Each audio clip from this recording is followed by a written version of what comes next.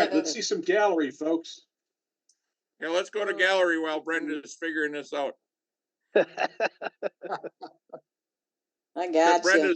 Brenda's doing the gallery. That's the problem. Scott, you're the host. I'm Let's host go to now. Dale Slaughter. Hey, I'm ready when you're ready to show me. Where's Dale? I got him. There he is. I see him. Hey, it's gonna be a minute. Nope, he moved. There he No, is. I'm right here. There he is. All right. You're up, Dale. Okay, first thing I got's a little, I guess you'd call it a small bowl or platter made out of walnut. It started out as a bigger bowl, but it kind of busted on me because it's got so many cracks in it. So I just made it smaller. Looks good. What kind of wood is it? Walnut. That's And I put a pretty. foot on it this time. You're frozen. Yeah, you're froze up. Oh, Not on my end, I'm not. My computer, I'm seeing myself moving. Really? We don't. Yeah, and I saw Billy moving, so my Froze up on my end. Mine Yeah. too. Mine too. Mine too. All right, well, let's switch to the next person. Yeah, let's go to the next person. Brenda will come That's back what I to was Dale. trying. That's what I was trying to do. Let's go to Jim Duxbury if we can. All these computer problems, all you need is me in there next. Anyway. There he There is. Natural Edge Bradford pear. Cool. That's pretty. That's pretty. It is. Very pretty. Very nice, Jim. What finish did you use? This is lacquer. Gloss lacquer. very nice, Jim. That is pretty. Very pretty. Anyway, Like a bird mouth. Yep. it Semi, is. First yeah. show that. I lucked Very out. nice. Get like 3/5 of it. But, and then Jim, Rita, I suspect the Bradford pear is kind of a southern tree. I'm in Minnesota. I'm trying to figure out where you get it. yeah, It's invasive. no, I It's think you can get it. invasive here in Michigan. It's invasive here in Michigan.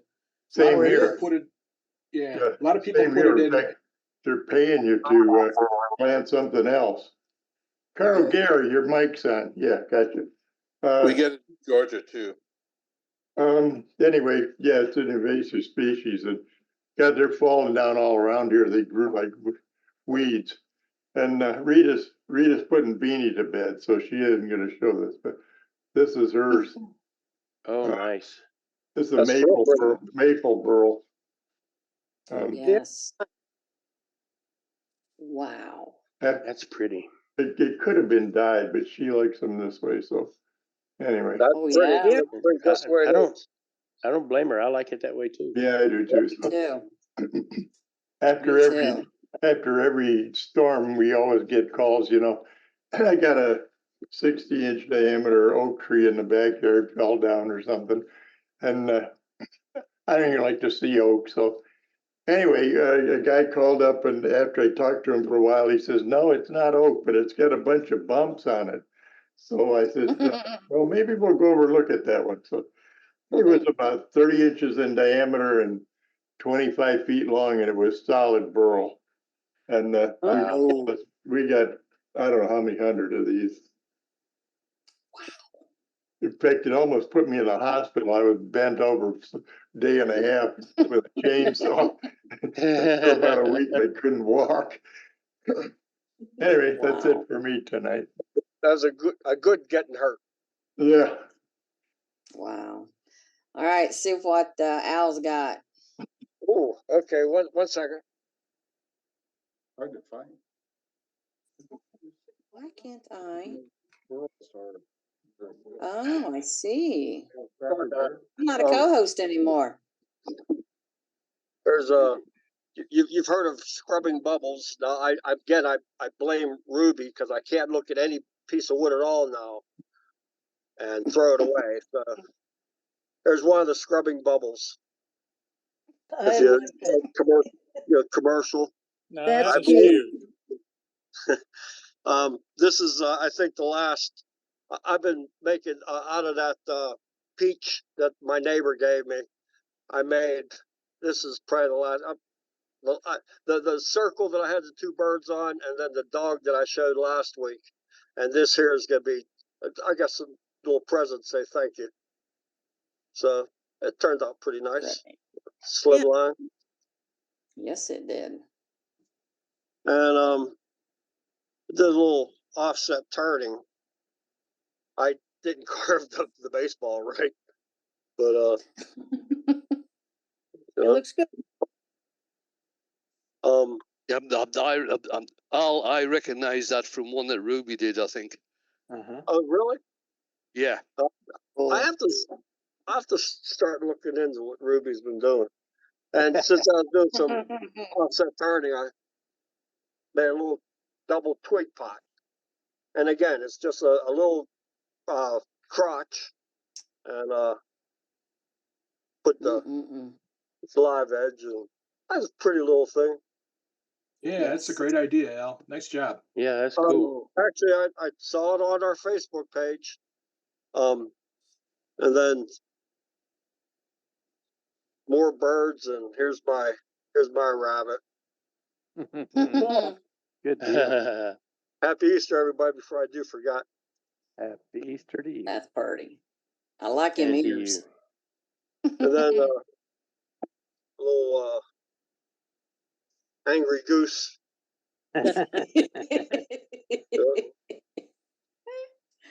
Oh, that's cute. Very good. Yeah, you have a lot of fun at Savvy. It's a lot of fun. I just like doing it. It's so cool. Anyways, again, really happy Easter to everybody. I hope everybody has a nice holiday. Thank you. You too. Happy Easter. Thank you, Al. Wait, I'm sorry. One more thing. I'm making a T-ball for my youngest grandson. Sure. Oh, cool. I mean, you know, I always thought just, you know, it's 30 inches long, and I said, well, it can't be that hard. You know, it's very hard to do something like that more than 12 inches or so. I mean, I didn't use my steady rest on it, but it's a lot harder than I thought it was. I really, if you want to get 30 inches and all pretty close, the same. It's like, well, there's a little bit of work here, but that was nice little thing. Nice also. job, Al. Guys, thank you very much. I love this so much. This is my happy time. Yeah. All right, let's go to Matt. I didn't do it. First thing is I made a birdhouse. Yeah, I made a birdhouse. Cute. So nice. Playing around with natural edges and stuff. And box elder, it's got some character, capital C. And then here are the two pieces I did in the demo last week. This is my practice piece. Beautiful. And then this is the one I did in the demo. I got out of we had a warmer day and I was able to get the torch working. So I scorched it up a bit and sanded it back. And that's the piece I did in the demo.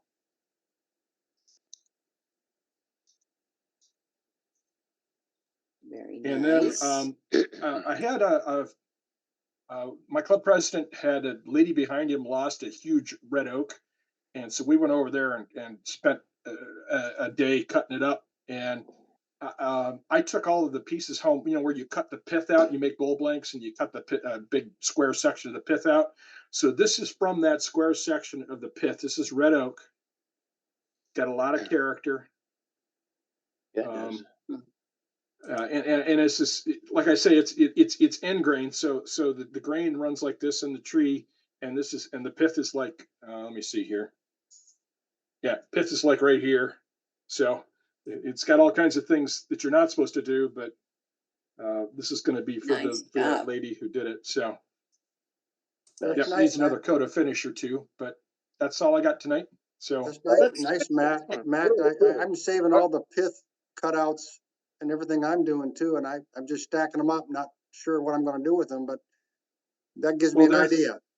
They're thin, and as long as you don't actually have the pith in the piece, the pith is like right here or whatever. Right. I mean, I've made several of the boxes I've made in the last couple of weeks out of the same wood are from those same cutouts. I'm like, I'm not wasting this wood. It's just so pretty, and it's free. So Yeah, Absolutely, absolutely. I Yeah, agree. it looks pretty. Looks real pretty. Right. Your demo was dynamite too, Matt. Well, thank you very much. It Appreciate really it. was. All Glad right, you let's guys go enjoyed it. to, Bill Louch. Oh, Good evening, all. Can you hear me? We hear did you. I find you? Wait, I see your name. Where to go? Okay, These names keep moving. So there you are. There we you are. Okay, I've got two pieces of Nootka cypress, and this is burl. So this piece is about 3.5, 4 inches high with a little collar and maybe 7 inches in diameter. So this is That's pretty. kind of an unusual wood in the Pacific Northwest. You don't see a lot of it. Mm. Good. Love the character in it. Yeah, Oh, the wood's gorgeous. and it's soft, of course, because it's a cypress, and it smells like cedar. This was cut probably 20 years ago, so it's dry, but there's so much oil in it that this has got wipe on poly finish, but it takes 3 or 4 days for the coat of wipe on poly to actually cure. Normally, it would cure in a couple of hours. It takes a couple of days to cure because of the oil, I think. So that's a big one. And here's a smaller piece. This is maybe 2.5 inches by 4 inches across here. Again, it's burl and hollowed inside. The top here is about maybe 1/8 of an inch thick. Very nice. Very Very nice. nice. I like that. Lovely. Yes, beautiful wood. Yeah. Good. Well, that's it. Yes. Right. Thank you. Very All nice. right. Let's go see what Billy has. Uh-oh. You're up. Well, some of you may remember the calabash bowl that I did on a demo last year, in fact. Yes. Not long after I got back from SWAT, because I had watched the calabash demo there, and I thought, that's cool. I've been making these around all this time. Well, I got it turned. I used it was the cedar elm, which we have growing down here, and it was still a little bit wet, so it cracked and it moved, and you can see how it's warped. Oh yeah. But one of the things that I didn't do at that point, because I wasn't sure how I was going to put what they call pavas in them, the butterflies. Well, I said, I'm going to try something. So rather than buying a one-off or a single-use piece like the template for making these butterflies, I put it in my laser and I just burnt those butterflies out. I created my own butterfly design, and I burnt them deep enough that I could take a piece of 1/8 inch walnut that I also cut using the same design and put these in, and it turned out quite nice, I think. So Yes. I've got walnut Yes. pavas now in here, and this has 5 coats of Hampshire Sheen Danish oil on it. That's food and toy safe. So I've got 5 coats of that on the outside. I've only got 2 on the inside now. I need to put a couple more coats on, but I wanted to bring this in and show y'all that it's almost done. It And looks I good. think It's been I think That's it came out. I think it came out real nice. Mm-hmm. it's very cool. I've really enjoyed watching the steps you've gone through to figure this all out on Facebook. I appreciate you posting all the pictures. It's interesting. Yeah. That was good. That was good. My pleasure. It took some figuring for power settings and speed and whatnot to figure out how to burn just deep enough without going all the way through. But so a little trial and error, and jacking my laser up so I could get the bowl under it well enough. had to come up with some solutions for that. But I'll be doing more of that, I think. Sweet. Yeah, it Thank looked like it worked really well. It's Yeah. good looking. Nice job. Nice job. Yeah. It It did. looks I'm great. happy with it. Thank you. You can make them any shape you wanted then, right? I can. Yes, that's the Oh, beauty great. of it. That's the beauty of it. I can make them look like a dog bone. I can make them look like actually a butterfly. I can make them Yeah. look any way I want. Huh. Hmm. That's kind of cool. It's kind of neat to have the laser to go with all your turning, isn't it? It is. I wanted it initially because I was signing when I first started creating bowls and vases and boxes and stuff. I was signing them. I first started signing them with a fine Sharpie, and then I started trying to use a wood burner, and then I went to a branding iron, which was not 100% successful, even close. But I was doing that because you can't read my writing if I was to try to sign it. And so I wanted the laser just so I could do this so people could tell who made it. That was me too. Billy, what kind of laser and what power do you have? Oh, I have two. I have a 10-watt Ortour Laser Master 3, and I have a 22-watt Creality Falcon 2. And I did this with the Creality 22-watt laser. Thank you. But you could use, I don't think the 10-watt would burn quite deep enough. It might, but I'm not so sure. But with a CO2 laser, if you've got the ability to get the laser high enough, if you happen to have a CO2 laser, you could probably do that with a CO2 laser easy enough. I got a 20-watt diode laser, but I haven't tried doing anything that thick. Yeah, you could do that with a 20-watt easy because mine, it's a 22-watt, so it would work.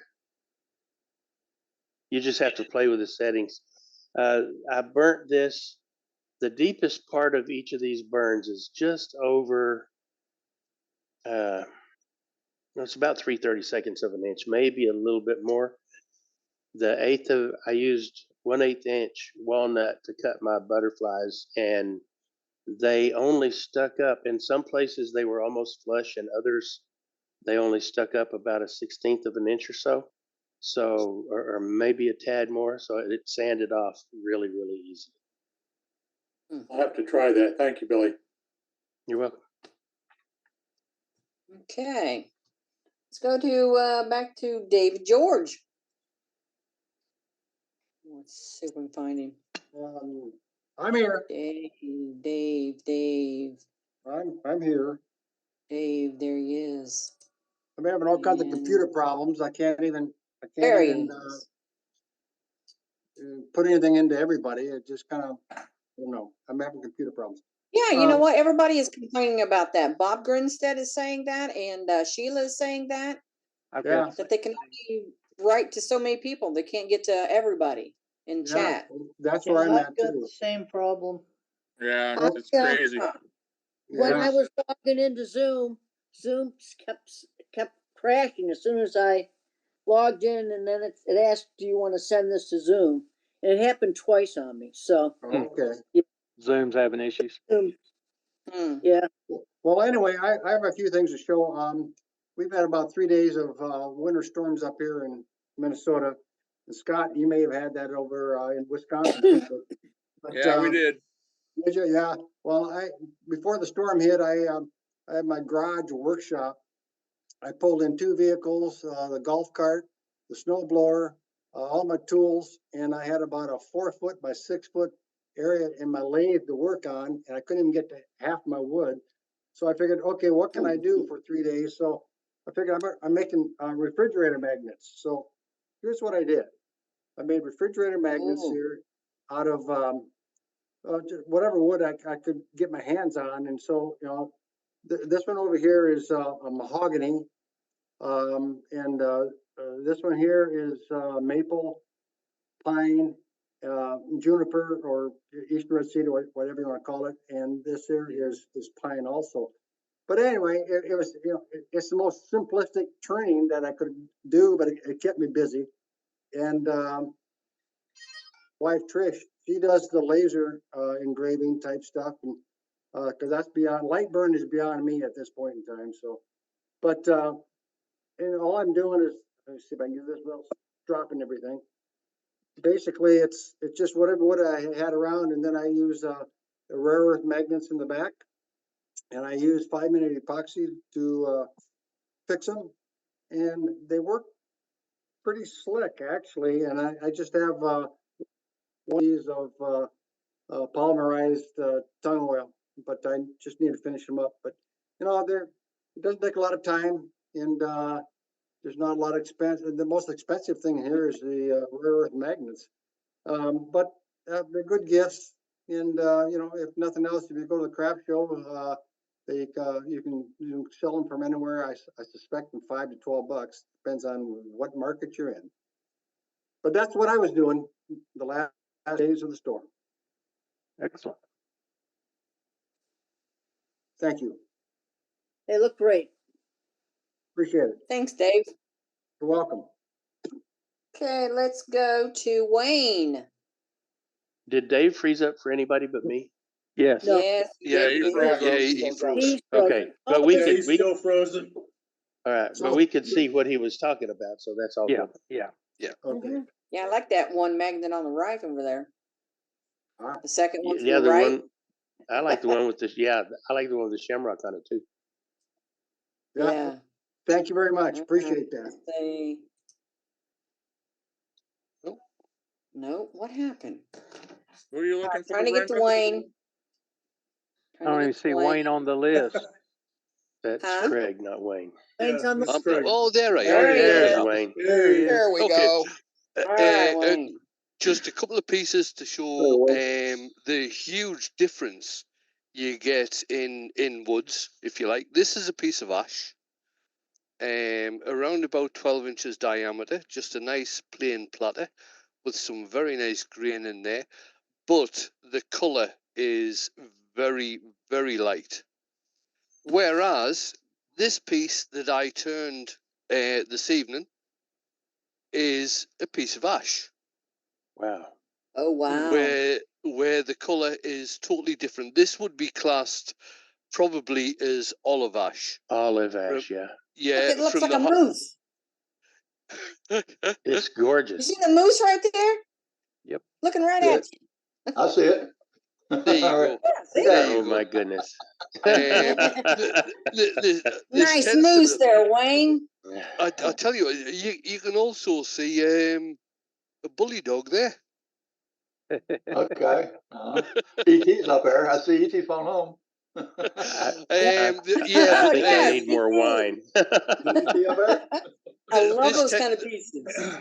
Yeah, this tends to be from the heartwood of the ash, and it tends to be called olive ash because it looks like olive wood. It does. Mhm. It's Yeah, it gorgeous. does. And this Yes, is it just does. a very plain design, hollowed out all the way down to the bottom, even wall thickness throughout. And I used a depth gauge that I got from a friend of mine, which was 3D printed, which I will probably show on the next tips and tricks. Yeah, I'll be in the workshop and I'll show the depth gauge on the next tips and tricks because it is Better really show good. both depth gauges. Yeah. Yes, I will. Yeah, Ruby, I'll show both depth gauges and how they work. So there we go. That's it from me, guys. Thank you very Excellent. much. All right. Thank you, Wayne. Beautiful Thanks, piece, Wayne. Wayne. Thank you. All right, let's go to Ruby. We can find Ruby. I'm here, believe it or not. Wait, there I see you. Gotcha. Find me Nope. yet? Wait a minute. Wait a minute. I hit the wrong button. No. You've got both Wayne and I. Yeah. That's not unusual to tell Let you me the truth. remove Wayne. Yeah. Hey, There Wayne. you go. Oh, Guess what yeah. I've got? Yeah, she's already got a cup of tea. She's had the kettle on. We're okay now. Okay, when Al showed his off-center bat with a ball, the ones Wayne referred to were these. Yeah. Oh, that's pretty. Yes. That's pretty. Oh, Hey, a lot more, lot That is better, neat. lot better carving than I did. Oh, Well- I see the white. You have threads on it too, on the ball. Well, Mhm. yeah. I Yeah. went and bought a real baseball to get the threads right. I took the stitching apart. And then if you leave those lying around, they get worms in them and come out like this. My goodness. There you go. Ruby. cow. Really, that's amazing, Lou. That's amazing. Oh, that's pretty cool. That is. Hmm. Okay. Did you do that on That's one purpose? funky baseball bat. Of course she did. No, seriously, it was a straight bat, and I just left it in the shop, and the worms got in it. Next thing I knew, it was bent. Goodness. Good. At least we got a chuckle out of you, so that That's made right. me laugh. That was good. Nice. That is amazing. Absolutely amazing. Now, how many centers did you have? I mean, On this one, I How had many- This one, I had two. Well, in fact, on all of them, I had two centers. uh-huh, On when I did this one, I had one center that went straight down here, right, the second center that went down here. And when I did the baseball bat, there was one center from here that went to this Right. end of the bat. right, The other center went from the center here through where I wanted the center of the ball. right. Mm-hmm. No, it's pretty. Nice. That was Cool. too cool. When I turn them, what I do is I turn the ball first, then turn the bat. I was just gonna ask you if that's the way you did it. Yes. Right. Excellent. That's Okay. pretty. Okay. Really cool, Wait Ruby. we'll wait to sign you up for a demo on that one of these days. I could arrange that. One of Alright. these days. Ruby, the bat and the ball are two different colors on that one. Is that two different woods? Yeah, No, I painted the balls. Oh, you painted it. Okay. Yeah. I and- still can't. Ruby, did you not do a video with that on yeah, the baseball bat one? that's the one I could show them, Wayne. Yep. Yeah. I would Cool. love to see All right, well, somebody let Dane know, because that's a commitment for a demo. There you go. Oh, There yeah. you go. Oh, Writing yeah. it down, Matt. Yeah. That's All really right, pretty, let's, Ruby. Thank you. Thank you. Thank you All for right, the let's- compliments. thanks, Ruby. Let's go to Gary. And I am getting direct messages now for the show. Okay, if anybody has anything to show, just send me a direct message. Which Gary? Gary Bobenhausen? Yep, that's you. Yeah, okay, You that's up? me. You up? Unmute myself. Okay, there's. You're not Okay. muted. I have, You're yeah, unmuted. I there was a message on my screen.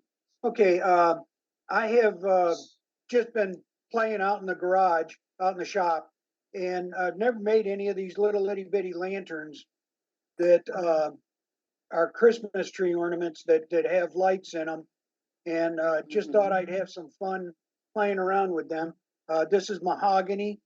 It's about 4.5 inches high, and it's about 2 inches wide. I got the lights on Amazon. They're the time lights that stay on for 6 or 8 hours, I forget which it is, and then turn off. But Oh, cool. just had some fun making some of Good the idea. stuff. There's the first one. This one is Purple Heart, and this was the one I started with just to see what I could do on them.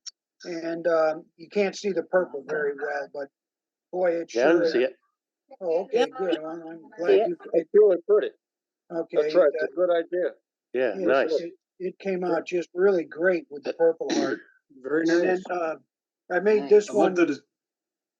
love that it's experimenting with Purple Heart. Yeah. Very cool. And then, this one I just, again, was just messing around trying to see which things I like. I don't like the thin base, as compared to the, thicker base in this one. But I was just playing around to see what different things would look like.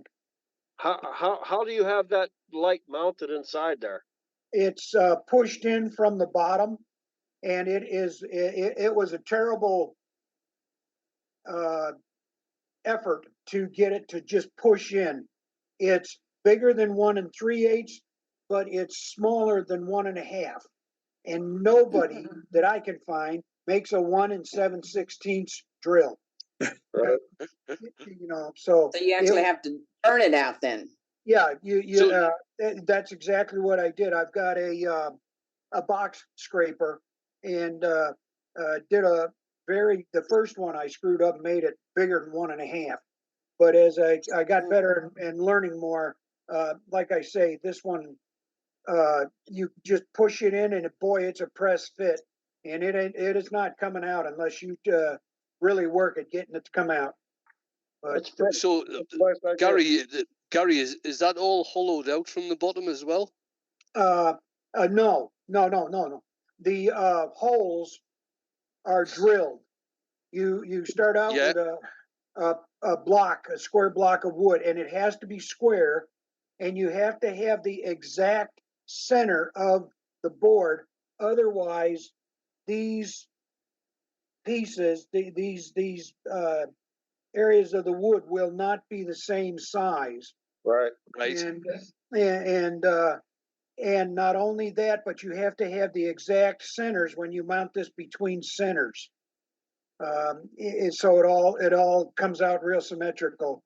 As you can see, this one is those two came out pretty good. That one somehow is a little bit narrower, and that one just seems to be a little bit bigger. At least to me, it looks that way. Yeah, But, yeah, I can see that. It's still very nice though. Yeah, They are nice. I like the lighthouse very- look. They look very Yeah. lighthousey. Yeah. Can I ask a dumb question? Okay. Yeah, no, I can ask a dumb question. I hope somebody will answer. I put tenons on both ends of the piece of wood, which presented a problem getting rid of them. So I ended up going to a pin. I hope that's the right word. Pin chuck. It's the one where you got your chuck sticks out, your pieces stick out, and you can put them in the bottom hole. Mine has a big curve on it where it leads to the pieces that stick out. If I just take and turn a piece of wood that fits up there before the turn so that these things can mount against it, is that going to cause any structural problem with doing that on this stuff? I tried. You just have to be careful that you're not putting too much outward pressure on the wood. Because you can crack it. I use pin jaws myself, so and I have a little rubber deal, section of a wheel I put on the outside so it protects the jaws protect. But I don't put a lot of pressure on it. I do very light cuts. Yeah, I tried it, and that was when I discovered I couldn't get it tight up against the chuck because of the curve in those pin jaws. And yeah, boy, you talk about light cut. Yeah, very, very light. Anyhow, yeah, mine are straight, so I can get mine flush against the chuck. Yeah, I guess mine are straight too. I wasn't sure what he was talking about. Yeah, one other thing I would add is that the original article for those was made by John Lucas in the American Woodturner years ago, and he's tacking those lights in with a little dab of hot glue. So he makes them. Go ahead, Gary. I'm sorry. I'm sorry. Keep interrupting. I'm sorry. If I hadn't found that I could sand this and really have to work and push to get it in, I was going to try hot glue on the Purple Heart. I don't know if you can see it or not. The inside looks terrible because I used hot glue and to hold it in. Then I got much better at sanding and using a box scraper to get it. So this just as a press fit in, and I'd be hard pressed to get it out. I've tried, and it's stuck in there real good. Hey, Gary, Good idea, though. Good idea. if you were to take and make a cap for the bottom, make your hole a little bit bigger so it's not a press fit, and then put a cap in the bottom, just turn a cap that would fit up inside. That's a thought. That's a thought. I got what you're saying. That's not a bad idea. The only thing is What that about turning it on and off though? that's what I was just going to say. You got to have access to the light to turn it off and on. It'll stay on for 6 hours. How come I can't turn it on? Once you turn it off, once you turn it on, it'll stay on for 6 hours. But yeah, you got to be able to turn it on and off. As long as that cap can come in and out, that would work. Yeah. And make I just- make your cap the press fit. Yeah. I just had an idea, Gary, too. Go. You could make you could actually turn your own set of pin jaws to fit on your chuck. That Never done that. Okay. that would be flat bottomed and let you chuck that up. Yeah, I have made some of those myself. That's a good idea. Well, they make Well, step making- jaws. make- They make step yeah. jaws too. You know. True. Yep. I have some of those. But making wooden jaws is not difficult. No. Okay. Or just any kind of jig that would fit, right? Well, that's where we're back to like a jam chuck or whatever. Right. Yeah. Yep. Okay. Anyhow, that's what I've been playing with. I'm having a terrible time getting messages to everybody. And Matt, thank you for letting me bug you there. I'm sorry about bugging you. That's okay. You're not the only one. I'm happy to help. Okay. Some Yep, of us are everybody getting through is. on the Ever one. So yeah, Yeah. that's Alright. Very that's nice. great piece, Gary. Lots of conversation on it. Yes, nice conversation there. All right, let's see if we can find Sheila. I'm sure she's got something nice to show again. Makes me I'm jealous. here. I'm at the front of the list on my view. Keep talking. We'll find you. Okay. I got it. Bye. Somebody I'm got waving. her? I got a very washed There you out go. white background. All Hi. right. Okay, so this is the only thing I got made this week. It's kind of a Ooh. That is cool. six-sided. Right.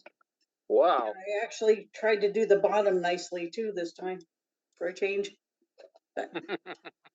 There's a ribbon Very finial. nice, Sheila. Yep.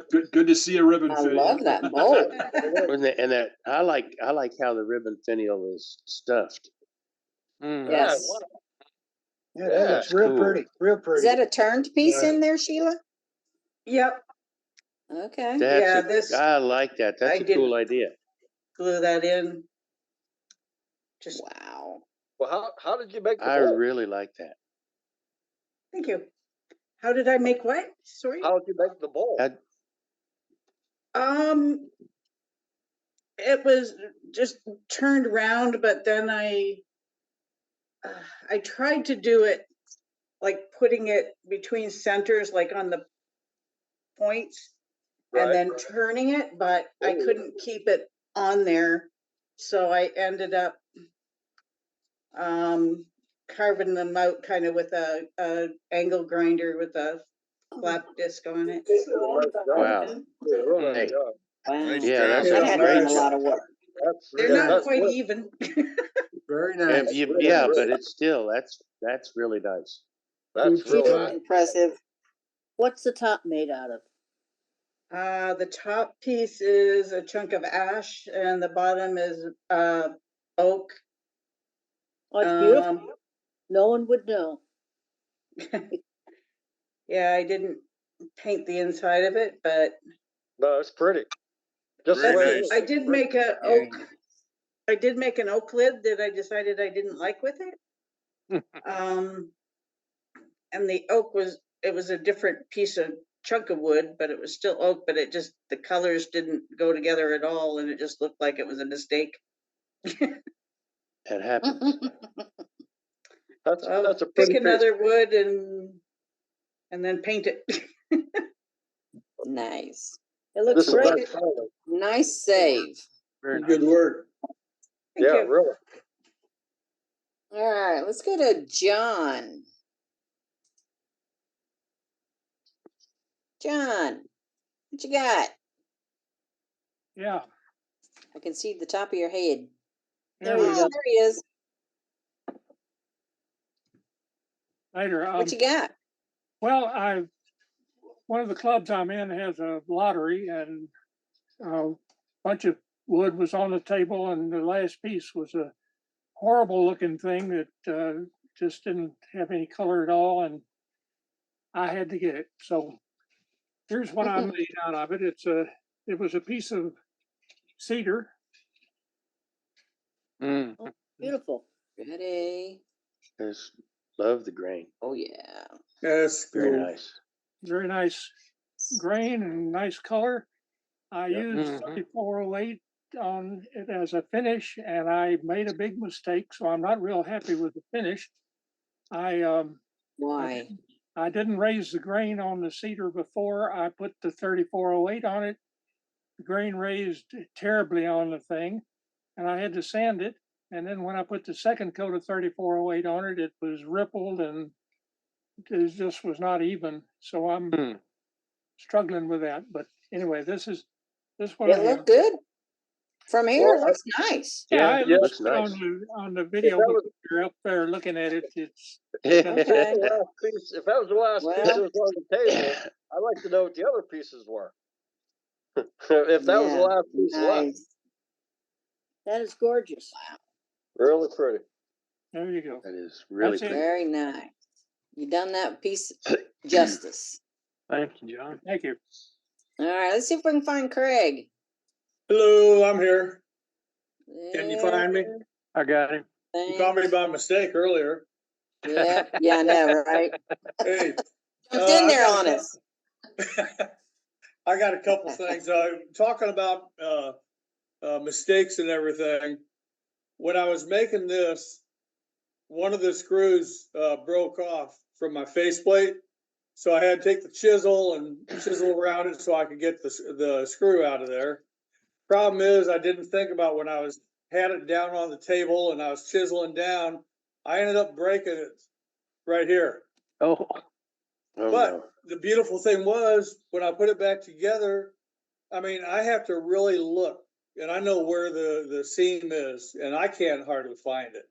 So I got real lucky. Looks But very- this was some of that spalted oak. I'm having fun with that, and I've got a couple more logs to work from. But I think it came out pretty nice. Part of it I did use some of the coffee grounds to fill in right here. Mm-hmm.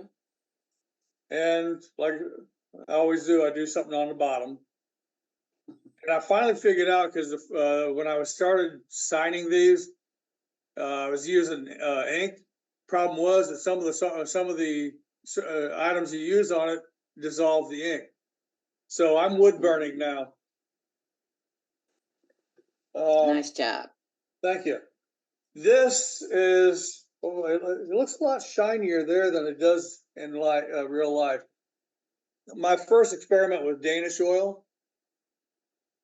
And I just got my buffing pads and some of the stuff so I can try buffing it out. But there had to be, I don't know, about 12 layers of Danish oil in that. mm. Nice job. And on the save category, and this one isn't finished yet, but this is Danish oil. And I got a question. When you got something so punky and so soft that I've probably put 10, 12 coats of Danish oil on this, and it's still like a sponge. Can you do something like using one coat of a sanding sealer to try to get a foundation before you start putting the Danish oil or other?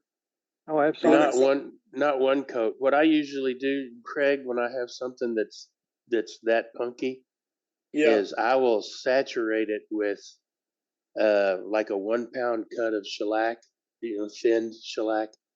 So I will saturate it probably 4 or 5 times until it pretty much has absorbed all that it'll absorb. Put a generous amount in, let it dry, another generous amount, let it dry. It may take 4, 5, 6 coats, but eventually you'll get there. And then your finish will start doing all right. But if I understand right, the letting it dry good between coats is important. Otherwise, right, stays fluid. That's how I've been successful with it, but that's just me. Oh no, I appreciate it. I really do. This is more of that barn wood that I've been working with, the 150-year-old barn, and I've got to leave all of those little wormholes, and you can actually see through parts of it. But this was actually going to be on a pedestal. There's another save because the pedestal, it was so punky and everything, it just broke. So I turned it from a taller piece to this bowl. Nice. Looks beautiful. Thank you. Thank you much. I'm hoping when I buff, that was another thing. Even when I've got it like this here, obviously the harder sections, the Danish oil is really doing a good job. If I try buffing it like this, will the lighter areas, will they still buff up, or do I need to continue putting the Danish oil on? They probably won't unless you keep putting enough of it on. Okay. What I typically will do with a piece like that is I won't use a gloss finish on it at all. I'll hit it. I'll basically just finish it with several coats of something like Howard's Feeding Wax, and I'll leave it with a natural wood luster. But some pieces just really don't need a gloss.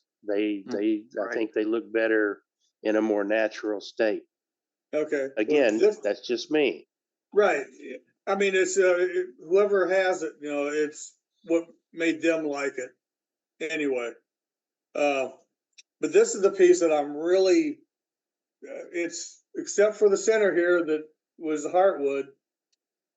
I've put so many coats of Danish oil on this and it still absorbs like a sponge. I like the way it looks. That crack is actually all the way through. Wow. But yeah, it is. You're lucky that thing didn't split in half then, huh? Yeah, especially since I used a recess instead of a tenon. I'm just thinking the same thing. Oh yeah, trying to push it apart. Yeah. Well, that's pushing it a little. Yeah, I got another one I'm going to hold on till next week because it's not finished. But I did want to give a blast from the past. This was something my grandpa made back in 1944. Or I'm sorry, 1941. And he signed it, and Seneca, Kansas is where he was from. So but this is something that's been in the family ever since then. Very nice. That's That cool. is cool. That's cool. That would be a really Nice. neat photo to put in the newsletter. Okay. Awesome. Would you, You need to make one now. You need to make one just like it now, Craig. That's not. Put Well, you yours know what next this is to made. his. You know what this is made out of? What? A bowling pin. Okay. Wow. Ooh. Back when they were made of more of a hardwood. Now they use 2x4s that are laminated together and shaped, and then put the plastic over them. But yeah, I've wanted to put a few things on the newsletter, but I don't really have a good place to display to take the picture and everything. So I got to figure something for that. piece of white sheet or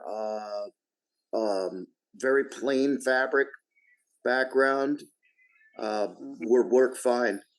But I think Use the that curtain story behind behind you. that piece, as much as anything, is what makes it so delightful and something that would be great to feature. Absolutely. Okay. Poster board. You use a piece of poster board. Well, yeah, that's true. Yeah, poster board works great. I use a So- cardboard box with a sheet over it. All right. All right. Well, cool. I do appreciate it, and I enjoy this this club. So Awesome. All right. Well, you, thanks, Craig. Craig. thank you. Appreciate Back it. to you, Scott. Okay. Safety Sue, are you still with us? I'm still with you. I gotta move Dolly because she's laying on it. Okay, can you do the safety minute? We'll highlight you Yep. as soon as I find you. I got it. Hi there, everybody. Hey, Sue? So let's talk about safety. As most of you are aware of, I'm going through our safety moments that's from our website every week. I figured I'd start this year with what we have on the website. Not everybody reads everything on the website. I know I haven't gotten to it yet, but safety is a prime consideration on the tools that we work with. And today, we're going to talk about finishing safety. Now, we've touched on this before. And basically, when you start to finish, first thing you do is remove your tool rest. We all do that. Remember, remove your tool rest. And while you remove that, turn the lathe off. Be careful with cloth finishing rags. Some chemicals will spontaneously combust. And I know that we've talked about that again. When you're cleaning up after you've done your finishing, make sure that all paper towels and rags are laid out to dry. Otherwise, they will spontaneously combust. If you ever wonder what it's like for glue to dry really fast, put a drop of your super glue on your finger and then spray it with accelerant. And it's good. Hot, hot, hot. So basically that's what happens with all the other stuff that we have. Okay, it says don't use cloth to apply finish on a turning lathe. Use a paper towel. The cloth catches the lathe and it may draw your hand into the lathe. I know some of us will cut nice soft cotton, old jerseys and stuff into 2 by 2 inch or 1.5 by 1.5 inch squares so that if it catches it, it catches a little piece of cloth and it flies over. We use the paper towels because the paper towels will break off if they get caught. So just be aware of what you're using around your lathe. Now the next one, and that was all we had for finishing safety. There's a lot more stuff to go with it, but I think we're going to go to the next one, which is cleaning safety. It's only got 2 lines, so bear with me. We've already talked about it. Turn off the lathe before cleaning. Okay? Spread out oily rags and paper towels to dry before disposal. Again, when you clean off your lathe, clean it all off. Take a quick look at your tires inside, your belts or whatever you want to call them, and make sure the area around your lathe is clean. You don't want to trip on something. And that, my friends, is going to be my safety talk for today. So remember, be safe.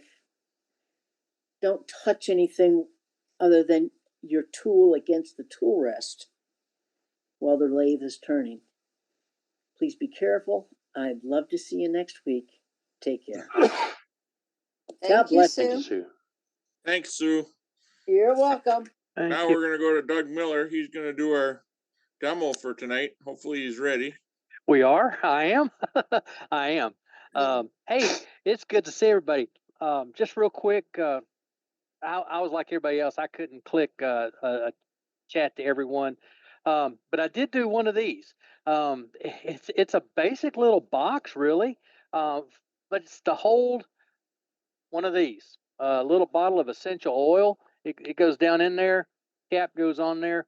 This is dished out. You put 3 or 4 drops on there, and that essential oil just diffuses out into the air very nicely. I'm still working on this. I'm trying to get the procedure down so that we can make those in a reasonable amount of time. And the only bit that I've got large enough to drill those is a paddle bit, and it's got a long point on it. So I've got to figure out. I've already ground the point down. All that mess. I'm still working on it. Anyway, that's maybe next week I'll have that down pat. When Dane, Hey, real quick, should we mute everybody before you get started? I didn't want to mute Doug while he was talking. Yeah, that's fine. Okay. Somebody asked about the drill bit. The one I'm using is a 1 1/4. And that's about as small as I can go. If I go any smaller, it gets to be too small for that little bottle of oil. So, Scott, if you want to go ahead and do that, and I'm going to mute everybody. Hold your comments till the end. Okay, I'm back. What we're going to do tonight is I was talking with Dane there a couple of weeks ago when he asked me to do tonight, and I switched to that camera. This is a piece of hornbeam. It's not a common wood. I've already it was round already, but I just got it situated, squared up in the lathe. I've turned my tenons on each end, and I've already parted it in half so that we can save that much time. Let's see. I'm just trying to think what I want to do. Yeah, let's go ahead and let's go ahead and get this out, and we'll put the chuck in. And this is kind of a crazy way to get this out, but I don't want to move my headstock, so because that just takes forever to get lined back up. Okay.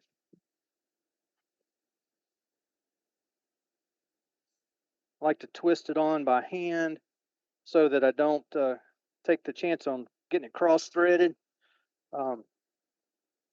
Give it just a little snap at the very end.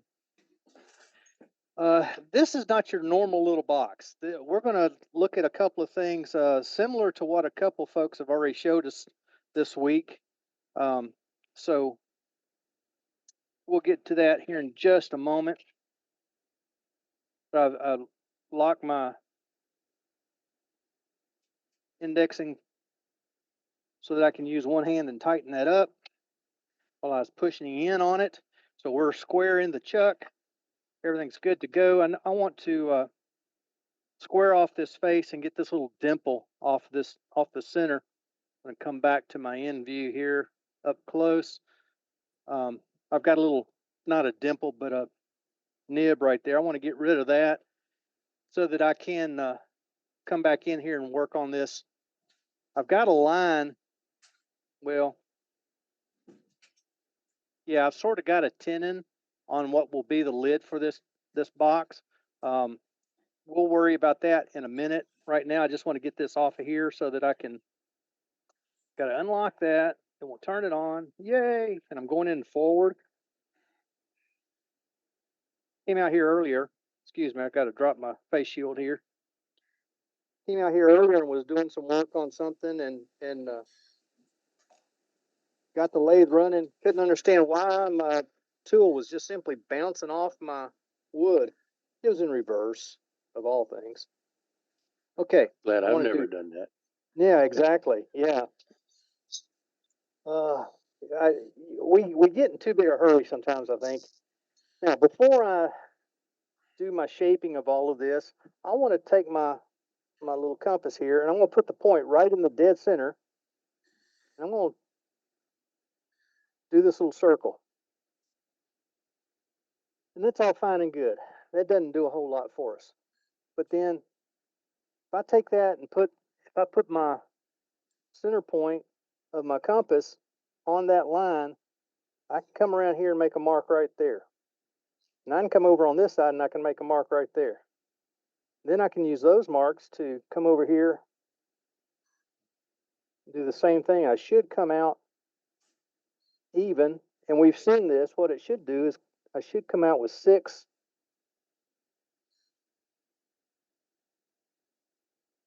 There's the one I didn't get. I'm going to come back to this one and just double check. Sure as the world. So 1, 2, 3, 4, 5, 6. Perfect. But I'm only going to use every other one. So I'm going to take and I'm going to make an X on this one and an X on this one. Now I know that those are the 3 I want. Now why am I concerned about that? Because we're going excuse me. I'm going to leave the end that's in the chuck here where it is. But we're going to loosen the chuck and I'm going to bring the tailstock back up and we're going to put the point of the tailstock in those. And I want it to be offset. Now, I'm going to do one more thing before we do all that. I'm going to open this up. That was set at a 1/2 inch to do that circle. I'm going to set it at 1 1/4 right there.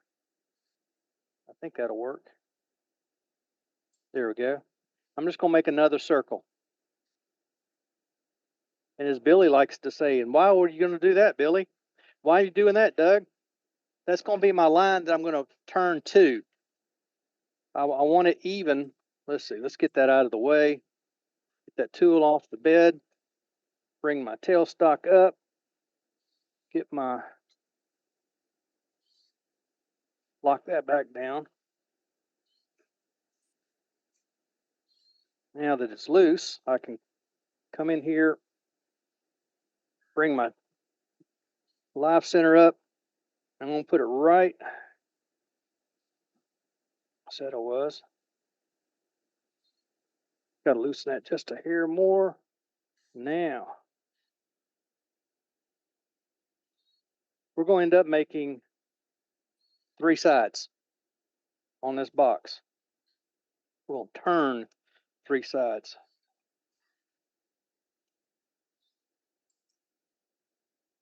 If I can get everything adjusted just right.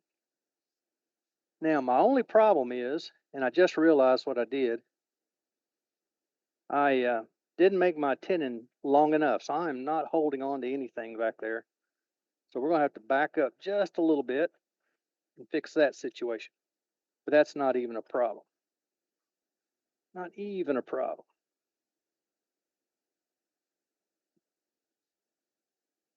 Oh, I can't put that in there. I forgot. Okay. There we go.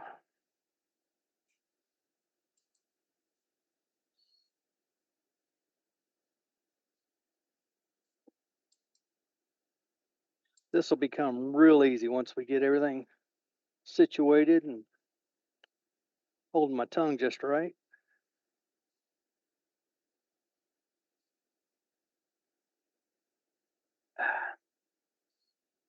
And I've still got that center point, so I should be pretty well lined up. Famous last words. Kind of like yarn bowl I just did, that everything was working great, but then I realized at the last moment that my where I did the J hook for the yarn bowl part, the wood was punky. Logic being, if I did it on where it was punky, I could kind of get rid of it with the J hook. Wrong. It was breaking up. Something I've been having to hand sand forever. Just a little bit longer. I'll give you all the top view. You can see what I'm doing. There we go. Just making this tenon just a little longer so I have something to hold on to.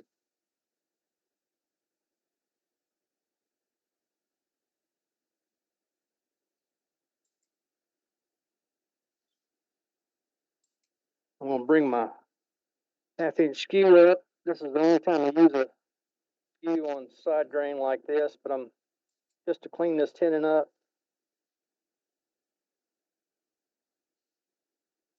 There we go. Didn't take much.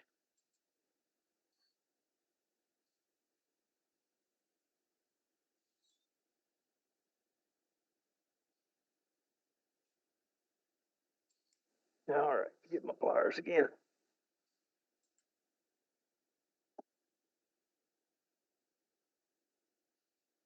All right.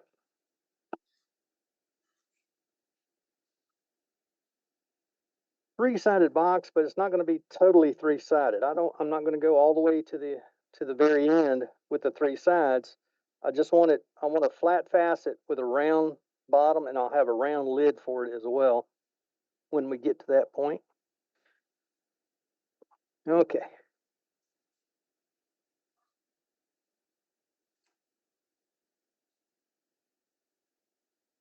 There we go. Now I'm into the lock it down. This is what I was talking about a couple weeks ago with our tips and tricks. We lock down my indexing pin, and I can tighten my chuck down one-handed. Now I want to turn my speed down. That was up at close to 1,000. We're going to turn it down to right at 300. There we go. We're going to get close. Unlock. Like I said, I put this outer line out here so that I can know when I'm where I want to be. All right, we're clear. Speed it up. Let's back up to 1,000.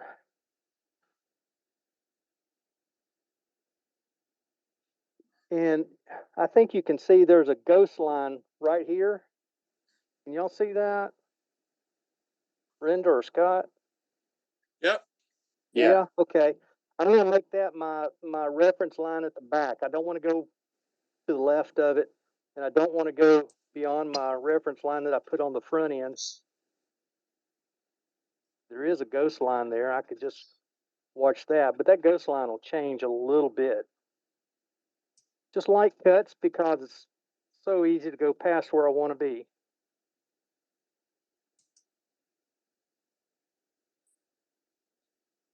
This wood, it is considered a hardwood, but it's not very hard. It's cutting pretty soft, as a matter of fact. I'll stop and check where I'm at, and we're there. May have gone just a hair too far, but that's okay. We can live with it. Loosen.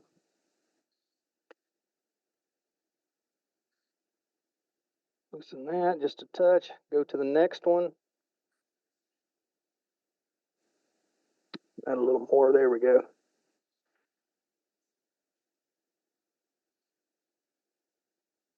Back in my hole there.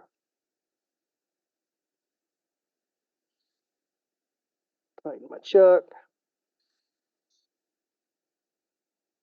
Unlock. Make sure we're clear. Everything looks pretty good. So now we're going to be cutting this area. We cut this area a while ago. Now we're going to cut this area.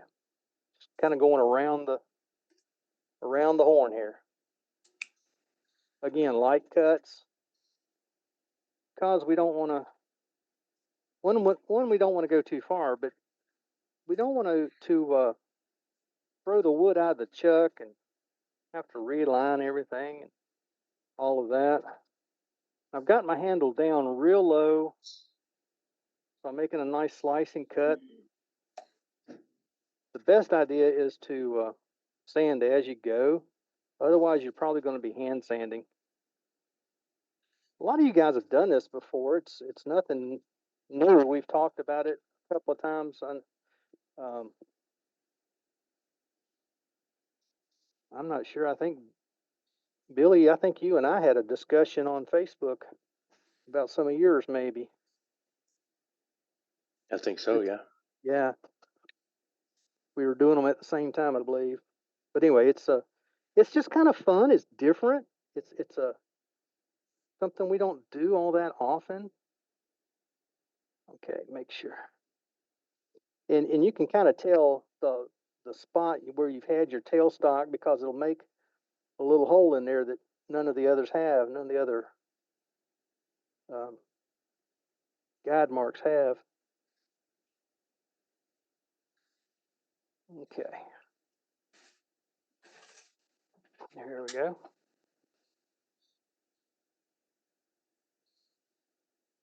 All right, one more time here.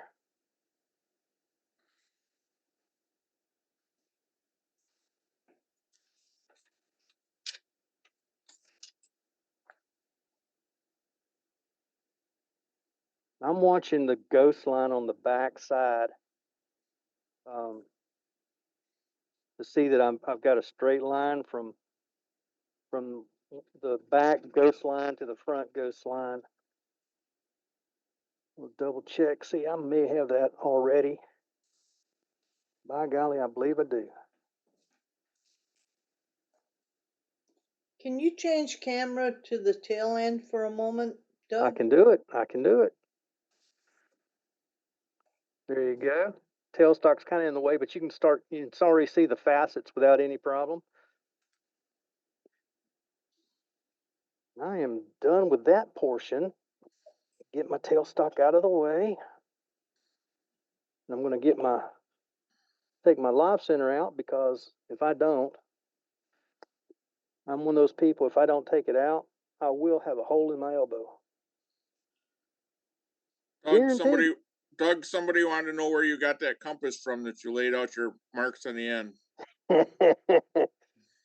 Let me see if there's a mark on it. This is a Veritas made in Canada.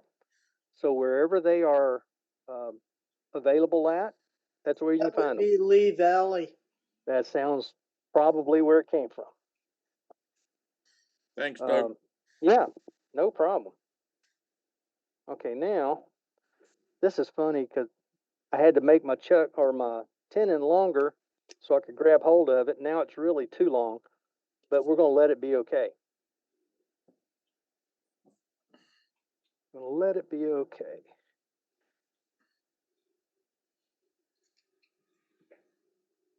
All right.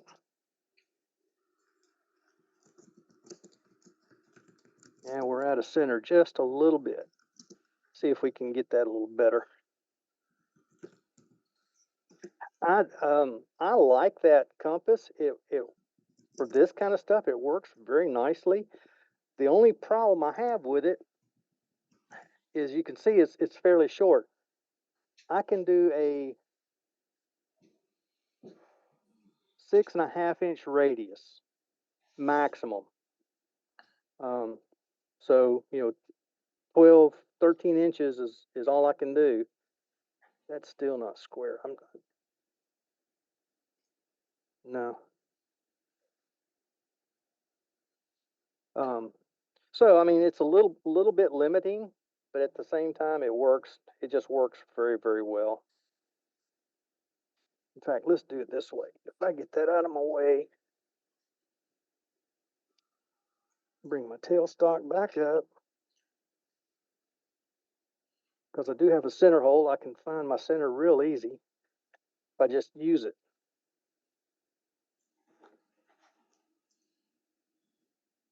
There we go. Now it should be more like square. That looks a lot better. Do that, get rid of my live center.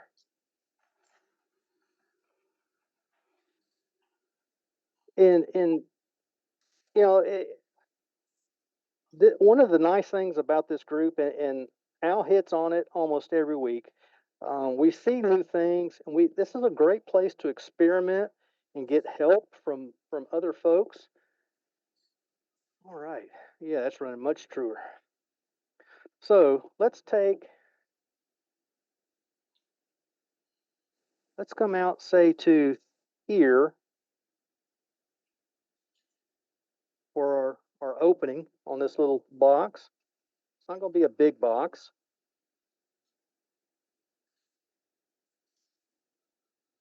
Somebody asked me one time, why would you bother with turning a box? That's too much work. Well, the store that I'm doing the best in right now, one of the things that they sell, and they sell a lot of it, is loose tea. And little boxes this size are excellent for storing loose tea in. So we've talked several times, and I've taken 2 or 3 down to them. They really like them. They want me to do a bunch more in various sizes. They don't want me to do a pat size or a pat box.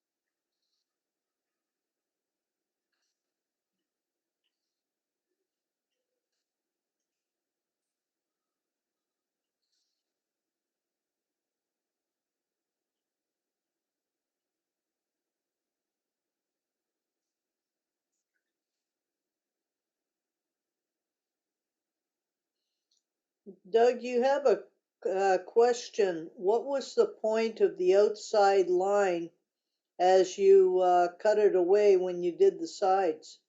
Yes, that was giving me a guideline. I had the ghost line in the back, and the line on the front was giving me a line on the front to turn down to, so that I could get the all the sides roughly the same. I've done about all that bowl gouge can do, so we're going to pull out a hollowing tool, an easy wood tool here.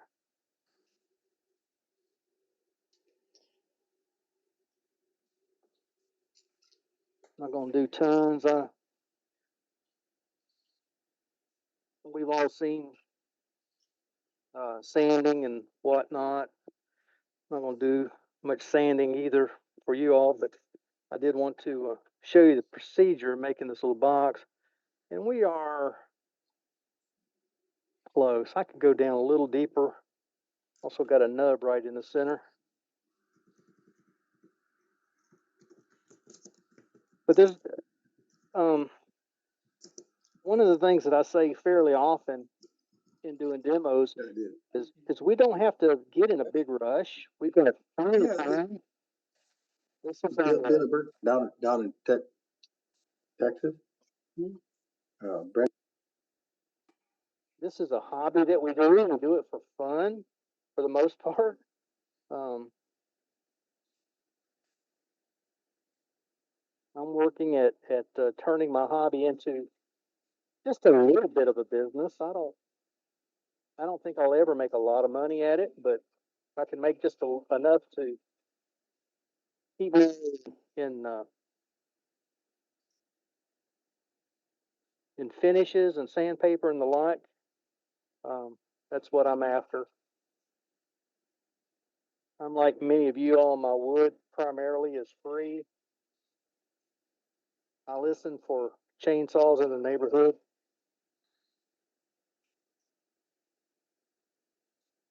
Which I just saw a huge walnut tree the other day. I want to go there tomorrow if I remember where it is, and see if those folks are looking to get rid of it or if they want it for firewood. Okay, we've got it hollowed out. It's back cut. I'm seeing right now I've got a little bit of chip out right in the edge. Let me clean that up before we do anything else. Because if it's not cleaned up, if that edge is not cleaned up, we'll never get the lid to fit just right.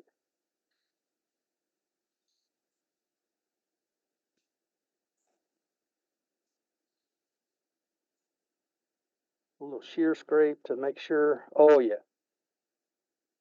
And I would normally, like I said, sand all the facets on the outside as we turn them. Then we turn to the second facet. Same here, we would sand the inside. Let me just real quick hit the outside with the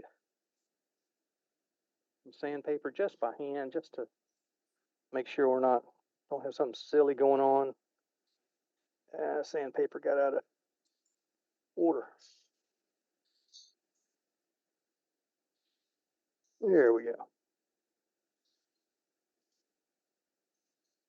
Yeah, just enough to knock the fuzzies off more than anything else.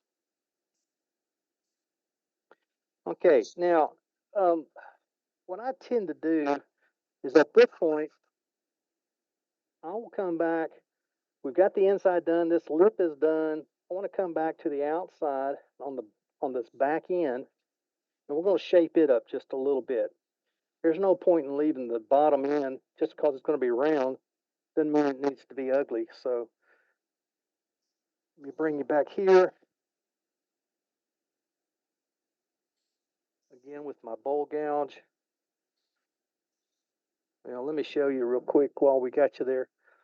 You can, well, the light's kind of got us. Oh, here we go. Now you might see it. You can see the facets a little bit.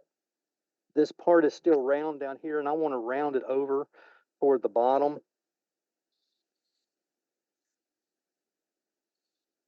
So just, again, light cuts. And I'm not trying to make major changes here. Just kind of round over the bottom. So it looks soft. It looks like a box that somebody intended. We're there. Again, just some real light sanding just to take any fuzzies off. And that transition between the three sides and the round, that's always an interesting thing. And you see how easy this is. You put something like this out in front of people that aren't turners, and it gives you the wow factor. They ooh and on. How did you do that? Then the other thing that I have to do is at some point I have to take that tenon off. That's easy enough. I'll use the pin jaws, different chuck, but it goes on here. We'll expand it on the inside of the box, take that tenon off. So now that we're here, there it is. Take that out of there. Then I can take that chuck off. Doug, you have a question. Was that the good sandpaper that you used? That's my good sandpaper. That's my Klingspor. That's my Klingspor. I wanted to grab this chuck here.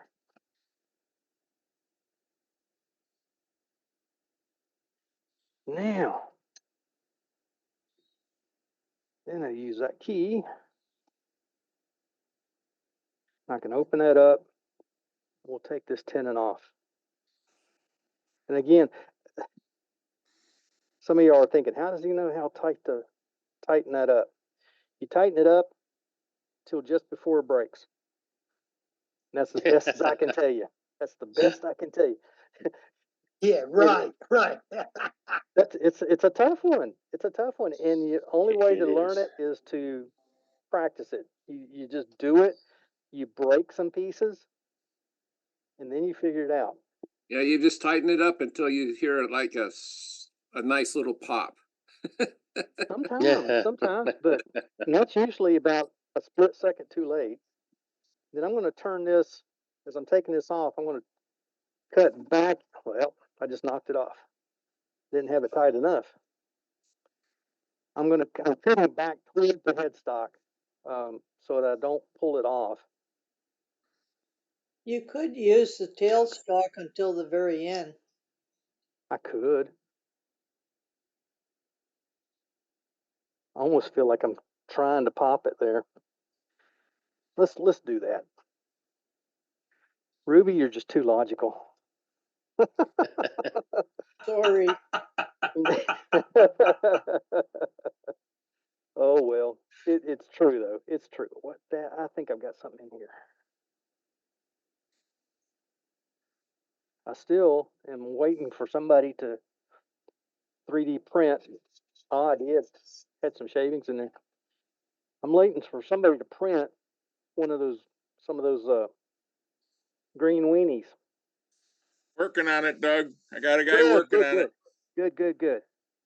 Okay. Yeah, I need one too. That was the neatest little tool that went. Go ahead. Doug, you got shavings in your keyway that I can see on the camera? Yes, I do. I know that. That's all right, cool. Yeah. I can't turn around without shavings collecting in there, so I have to blow them out every time. Okay.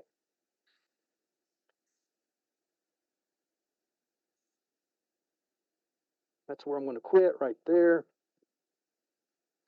Blow those shavings out. They'll be right back in there, Matt. You just watch. Okay. Again, cutting toward the headstock.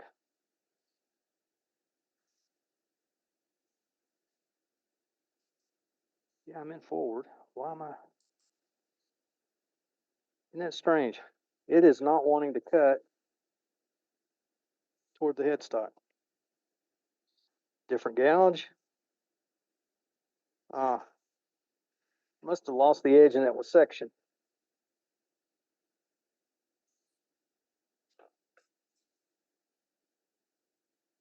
Yep.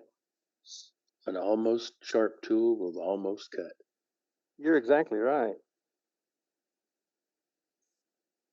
So instead of fighting it, you saw what I did, folks. I just simply changed over. And this is actually one I've been hand sharpening for a dedicated bottom feeder. It almost looks like I've been studying under Rafe, and that's or Raffin. It's asymmetrical.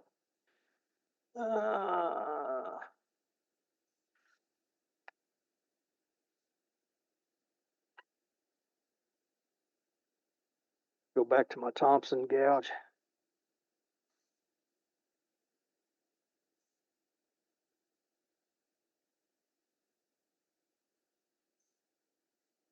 Nice, kind of a finishing cut there, trying to get nice even pass.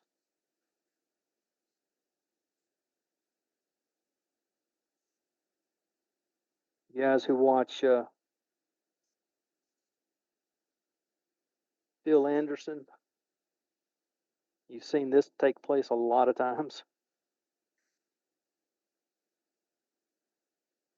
Between he and Papa 1947, I watched those guys take their tendons off time after time after time, trying to learn how to do this. I kept throwing my pieces. I'd get down about this far, maybe just a little further, and I'd throw them out of the chuck and off the lathe, and didn't understand what in the world was going on. Of course, they do it. They're not using the chuck. They're using it's just a friction fit. Take this nub off. The trick is to turn it down those last few last few passes. You could trim it with a saw and then sand it. Could, but the point is to turn it.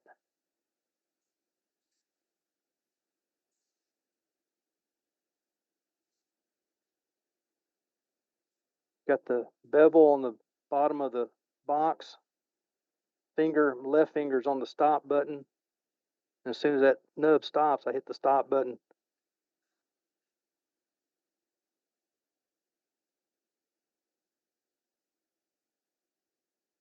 So there's that.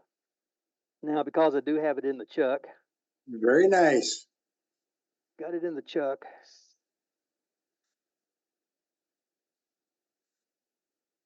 Just this last little bit that had to clean away. That is concave across there.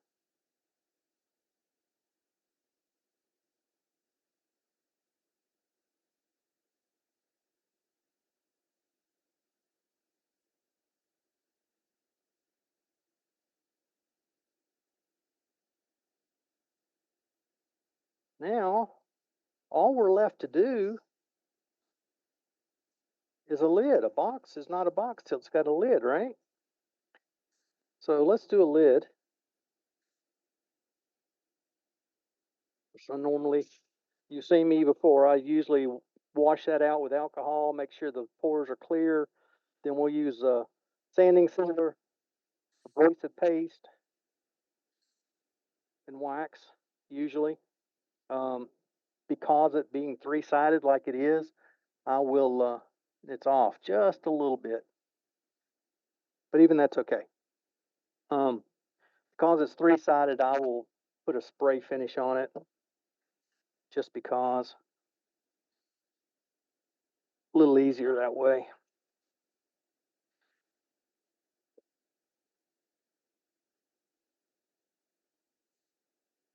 Put in reverse. Take it right off. Bring this chuck back in.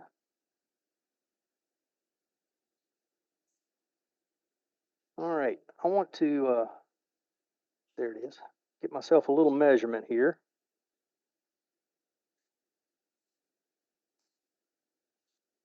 And let's go just a hair bigger. Then we can work our way down to it.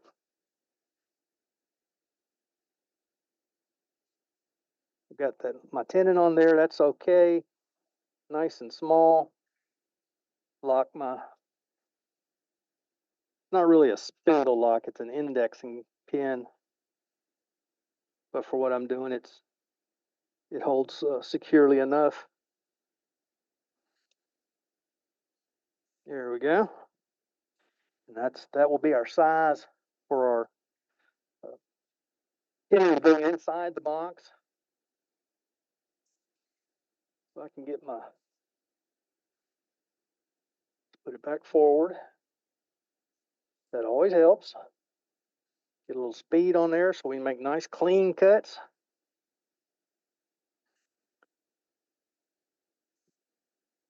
Switch cameras for you. There you go. Yeah, last time I'd kind of forgotten how to switch cameras. I remembered this time. I've got to leave the Zoom meeting not in full frame view, but in whatever that is. And then I can get to the controller to control my cameras. Come back to the side. I'm going to use my. In fact, before I do that, let's come back over here, raise that up, and I'll use my dividers to get my mark on here. Left side only. I was feeling there to see which side's my sharp side.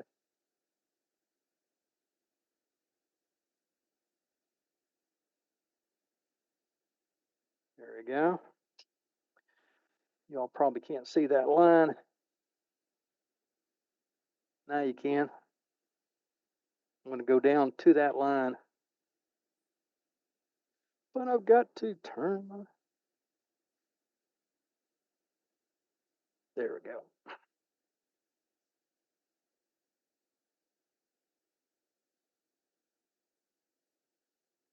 A nice, easy little peeling cut to peel that wood off. I'm going to leave the line so I can work down to it. Let's just double check. I know it's too big, but we're going to double check anyway. Yeah, too big.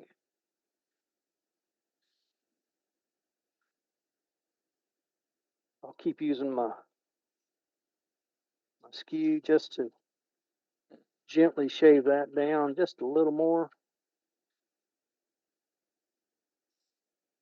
I was doing one of those essential oil boxes, and I was working my tenon down. It was too big, too big, too big. I thought I had barely touched it, kind of like just that much. Went back and tried it, and it was too small. Quite annoying. Then it threw everything out. I'm going to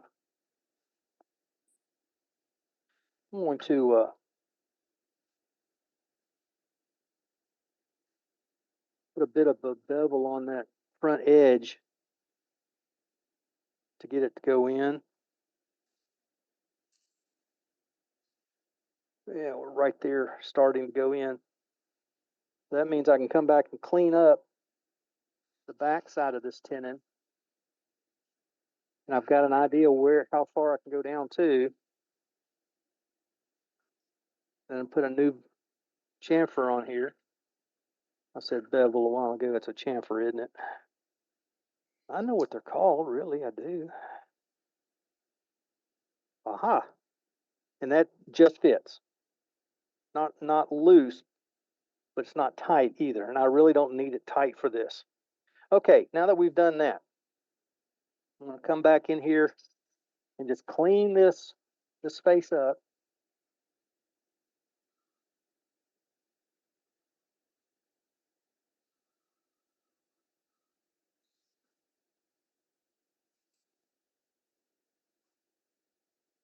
a little bit. Then we'll come back with our bowl gouge and we'll put a little shape on this. Well, first off, I want to see about some size. I'm sure I'm too big. Oh yeah. I've got a bit of a line there I can kind of use as a measurement. We'll just do a simple, very simple curve on the top, bring it down. The overhead camera might be better for this.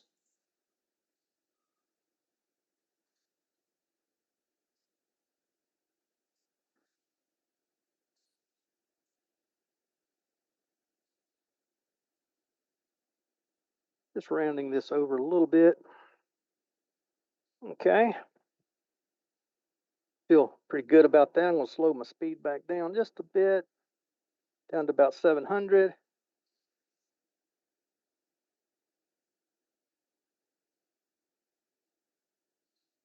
And I think I ought to let you know, normally when I'm sanding, pull it up here so you can see it. You've asked me about this before, I think. But this is my dust collector. It's attached to a shop vac. It does a real good job of drawing off almost all of the dust that I create from sanding. But I figured out yesterday it causes me some mic problems.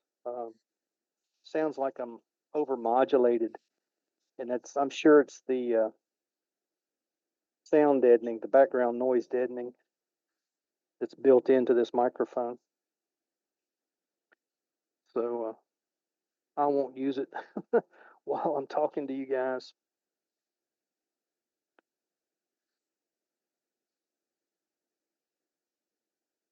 I turned that piece of hawthorn a while back as a pretty nice bowl, and everybody liked it. I think it is already sold, in fact. I wish I had some more, but that's one of those woods we don't see a lot of, at least not in this area. I can't even remember where I got it from. Not hawthorn, hornbeam. Hornbeam. Here, that's sanded up to 220. That feels really nice. So what I want to do now, I've got that little bit of a tin in there. I hope. Just enough where I can snug up on it. That was kind of the plan. I was hoping it was going to work.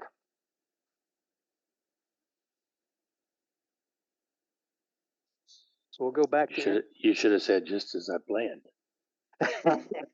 Well, I sort of did, but I didn't measure burn, so I wasn't sure. Now this is kind of an interesting deal, and I've done this a few times.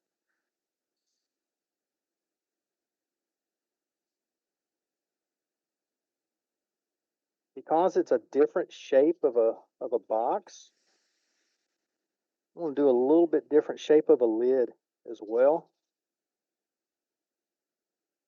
Kind of an oriental Ginza roof line kind of a thing. The only issue is that center point where that was at, but we just got rid of it. So now all I got to do, get my box out of the way.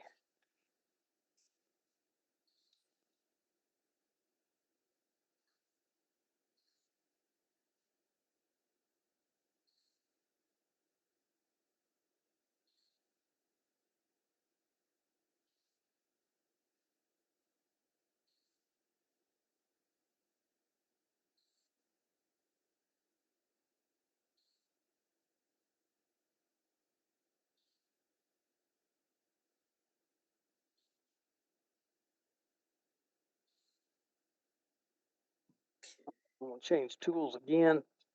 Come back to that small finishing tool.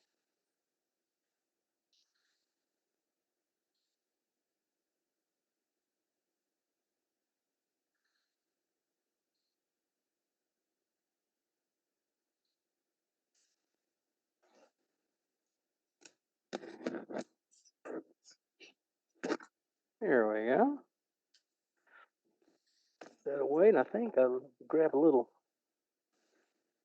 bit of. I'm still at sanding speed.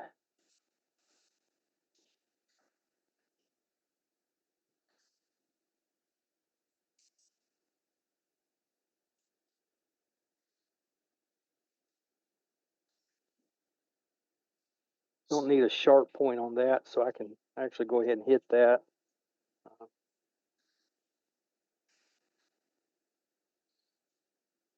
Get that smoothed out just a bit here.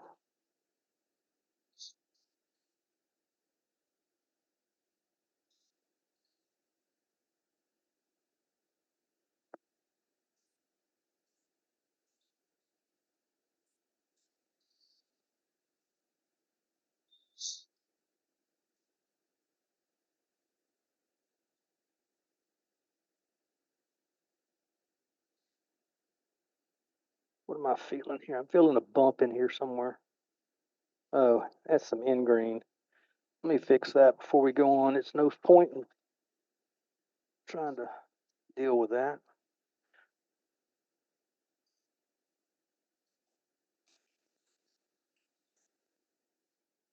Not end grain, it's torn grain.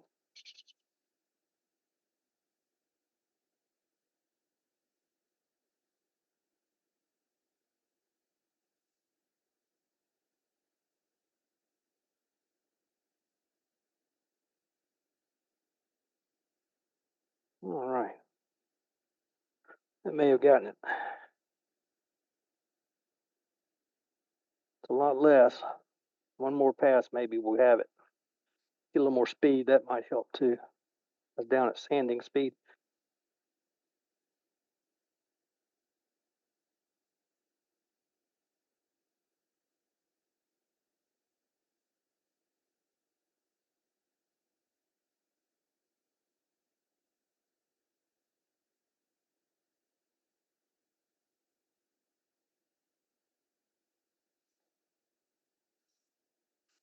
Again, just a very gentle cut. I'll come back so I can blend those two together.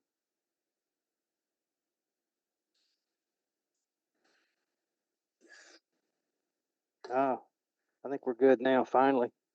Finally. Slow back down. Start over here.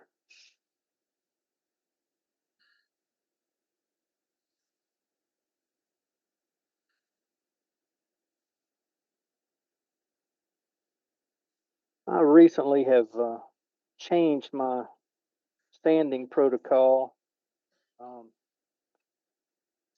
I kind of started all this turning business back when, well, of course, their names just escaped me. Russ Fairfield and can't think of the other guy's name. Anyway, I was kind of using their protocols and thoughts on sanding, and then I changed based on the information that people were using at the time. And I'm kind of going back to what they said, and what I'm holding in my hand is 80 through 220 grit, and then my abrasive paste goes on beyond that. There's a line in there. I'm not going to get that out. I'm not going to worry about it tonight. But I'll come back and do that. Yeah, Russ was a wealth of knowledge. Oh my. He came to our club in Louisville when I still lived there. And amazing. He did a plate in about a 35, 40-minute timeline from a half log to a plate, finished without putting any finish on it. He was demonstrating his no finish. And if you ever saw one of his no finish pieces, they shine like new money. Yep. You seen them, Billy? Yes. Yeah. We had many a conversation over the years before he passed. He was something else. Yeah, he was. And I'll think of the other fellow's name too, but he was as well. He was a Mennonite up in Pennsylvania. Anyhow, yeah, I've kind of gone back to some of the things they taught, and as well as some of the new thought on sanding and finishing, and so there we have it. I like the shape of that lid. That's cool. Kind of a Chinese. That is cool. It's a little bit big. Now that I look at it, just a touch big. Not, yeah, a little bit maybe, but not The bad. general shape is okay. I like it. It looks I really think it good. looks more Mexican. If I Yeah. switch over Cool, to, Doug. That's really cool. yeah, you can see it a little better there. But anyway, 3-sided box that has a round bottom, and then again we've gone with a round lid, and it just fits. It doesn't rattle around. It just fits. So if they put tea in that or some kind of a gift or something, they don't have to work hard. Oh, I see what the problem on that lid was. It's got a split going across the grain, right across through there. It wasn't there It does before. kind of have a sombrero look, Ruby. Yeah. Yeah. Whether if it's a little smaller in the center, just a little taller, it would be. I wish you could see it. The light's just washing it out. But yeah, you can see it there. Yeah. If the center was just slightly taller and the diameter was just a little smaller, it would look a little more oriental. But either way, whether it's oriental or Mexican, just a nice like little it. kind of a gift box. Like it. Like I It's said, beautiful. I will sand That's all great. this by hand, and then we'll put some spray finish on it, and it'll probably be used for a tea box. Cool. So there you Very have nice. it. There you have it, folks. Very nice. Very enjoyable too, Doug. Thanks. You're so Great welcome. demo, Nice Doug. job, Doug. Nice job, Yeah. Doug. If there's any other questions, I'll be glad to Great. answer. Great. No questions? If not, I guess back to gallery maybe. Yeah. All right. Well, Scott, what do you want to do? Well, Thanks. I'm gonna sneak my gallery thing in, and if you got some more gallery, we'll go back to gallery. We got 3. Okay. Got one more piece to show, Brenda. So I'm gonna show a piece that I got here mounted. So if you got me highlighted, yep. So I made a carving station that fits in my tool post holder here. So this is all made out of stuff that you got laying around in the shop. Could be made out of wood. It rotates. It fits your chuck. Has a chuck insert on it.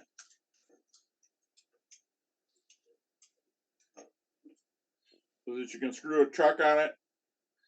Pretty simple to make. You don't necessarily need a welder. This one I welded up, but you don't need a welder. I just thought I'd show that to everybody that wants to do power carving and wants to do it somewhere, either on their lathe or on their workbench. You could make a fitting for this. It just fits in my tool post. So tell me about Is that yellow piece wood? No, it's actually that yellow piece is a piece of here. I'll take it out of here and come back around so I can sit and see the screen. Swing you back around. So that's a piece of HTP plastic, but it's ultra high density rather than just the regular stuff that you get to make molds out of. You can buy it on eBay. Comes green, black, white, just about every color in the rainbow, and it can be threaded. what's the insert? So take my chuck off. So this is a standard Nova chuck insert. If I can get it off. This is a Nova chuck insert that is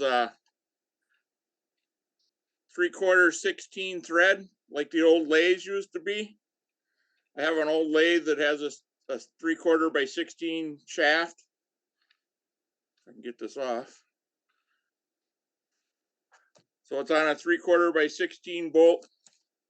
There's a bearing mounted in here with a snap ring to hold the bolt in. I rounded the head of the bolt off so it can spin in this slot. And then this just pivots back and forth. And it's got a lock each way. I made this one with a lock each way. It just locks itself because that bolt in there will catch on the, let's see, how can I see that? Yeah. Catches on the bolt there. And it does the same thing when you flip it over the other way. If you want it somewhere in the middle, all you gotta do is take a wrench to this nut and just put a little pressure on it. And now it's fixed. Cool. So this is prototype number 1. The next one's going to be on just a 1-inch bar, and my bolt will go through the 1-inch bar, so you don't have to make this welded up piece on the top. So if you don't have access to a welder, all you need is a piece of 1-inch bar, and I'll show that in a few weeks. That's what this piece is going to be. Cool, Scott. Very But nice, Scott. Very nice. It's a lot cheaper than buying them on that are out there that you can buy. So without the insert, the bolt, this piece of PVC, this bolt, and this bolt, and this bolt, I only have $20 in this whole thing, and that's if you bought the piece of plastic on eBay. How do you keep the chuck from turning? So if you don't want the chuck to turn, and I haven't done it to this one yet, I'm going to drill a hole in here and put a T-handle like what's on your lathe, a 6mm bolt through here with a T-handle on it, and that'll just lock the bolt. Sure. But if you go, now that I tightened it up, so if this one, if you lock it all the way over to this position, this bolt will catch on one. I got it so it'll catch on one side and won't spin. So you could do the same thing when you do this. When I do it through the bar, I'm going to have one side so it locks against the bar at that angle, which seems to be just about perfect for in your tool rest on your lathe. Good idea, Scott. I like that. And if you want to do this on your workbench, you can go to the plumbing section in your hardware store, buy a piece of black galvanized gas pipe, a flange, and this 1-inch bolt slides right in there. You can mount this to your workbench, and you can slide this right in your workbench. And then I'll just put a set screw in here to lock this at whatever height I want it to be. So just some ideas for you guys. That's pretty cool. That is good. Good idea, Scott. I'm cheap. Cheap and frugal. Frugal. Clever. You're clever. Yes, and clever. So there you go, Brenda. You can go to whoever you got next. All right. I'm going to go next. Actually, I have my nephew here. This is my nephew, Jaden. He's visiting this week from Indianapolis. Hi, Jaden. And we went out the other day and he turned a pin, but he's only got, show it up there to the camera. Nice. He wanted to laser it, so, and then, you know, the situation with my laser. So we haven't got it put together yet, but we did turn it. And we've also got a couple of bowls. I'm making a bowl and he's making a bowl on the other lathe. We're going to finish those tomorrow, and hopefully I'll get pictures of those put in the next newsletter next week. So sounds great. That's what we got tonight. Well, tell him not to look so excited. What's that? Tell him not to look so excited. Oh, yeah, don't look so excited. Yeah, he didn't want to talk. That's okay. It's okay.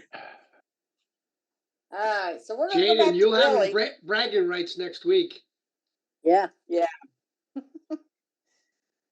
We're going to go back to Billy. He's got something else to show again.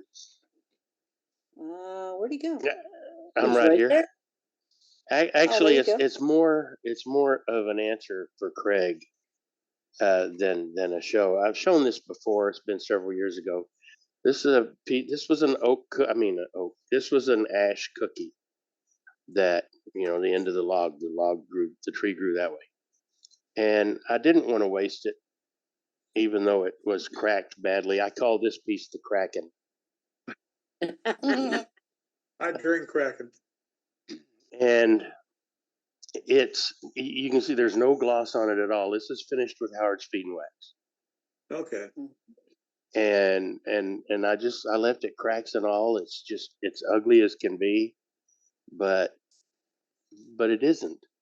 Yeah. Because that's nature, and it looks natural. Again, just Howard's Feed and Wax, because sometimes pieces don't need to be glossy. Yeah. They just look better, more natural than anything else. I appreciate it. Not a problem. Nice. Thank you. Thanks, Billy. All right, let's see if we can find Charlie Bundy. Yes, ma'am. Charlie. Yeah, Keep I'm talking, here. Charlie. Hi. There he is. Got him, Brenda? Yeah, he's You got me? Go ahead, Charlie. Go Yeah, I ahead. see you, Yeah. Oh, Charlie. there it's unfroze. There you go. I made some more cups. This Oh, one that's was great. a failure until I had to fix it. It shattered. That is red oak top with a cedar bottom. Oh, wow. Pretty. Oh, cool. Cool. Good. Nice match up there.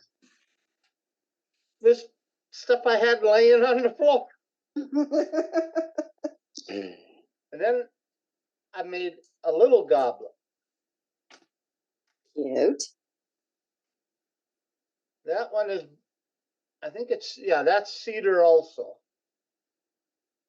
Okay, very nice. I like that shape. And then I got tired of making big stuff. I went to making little stuff. Oh, That's That pretty. is I That's love cool. that grain. Yeah, Spalton's salted nice. maple. That's gorgeous. oh, I love that.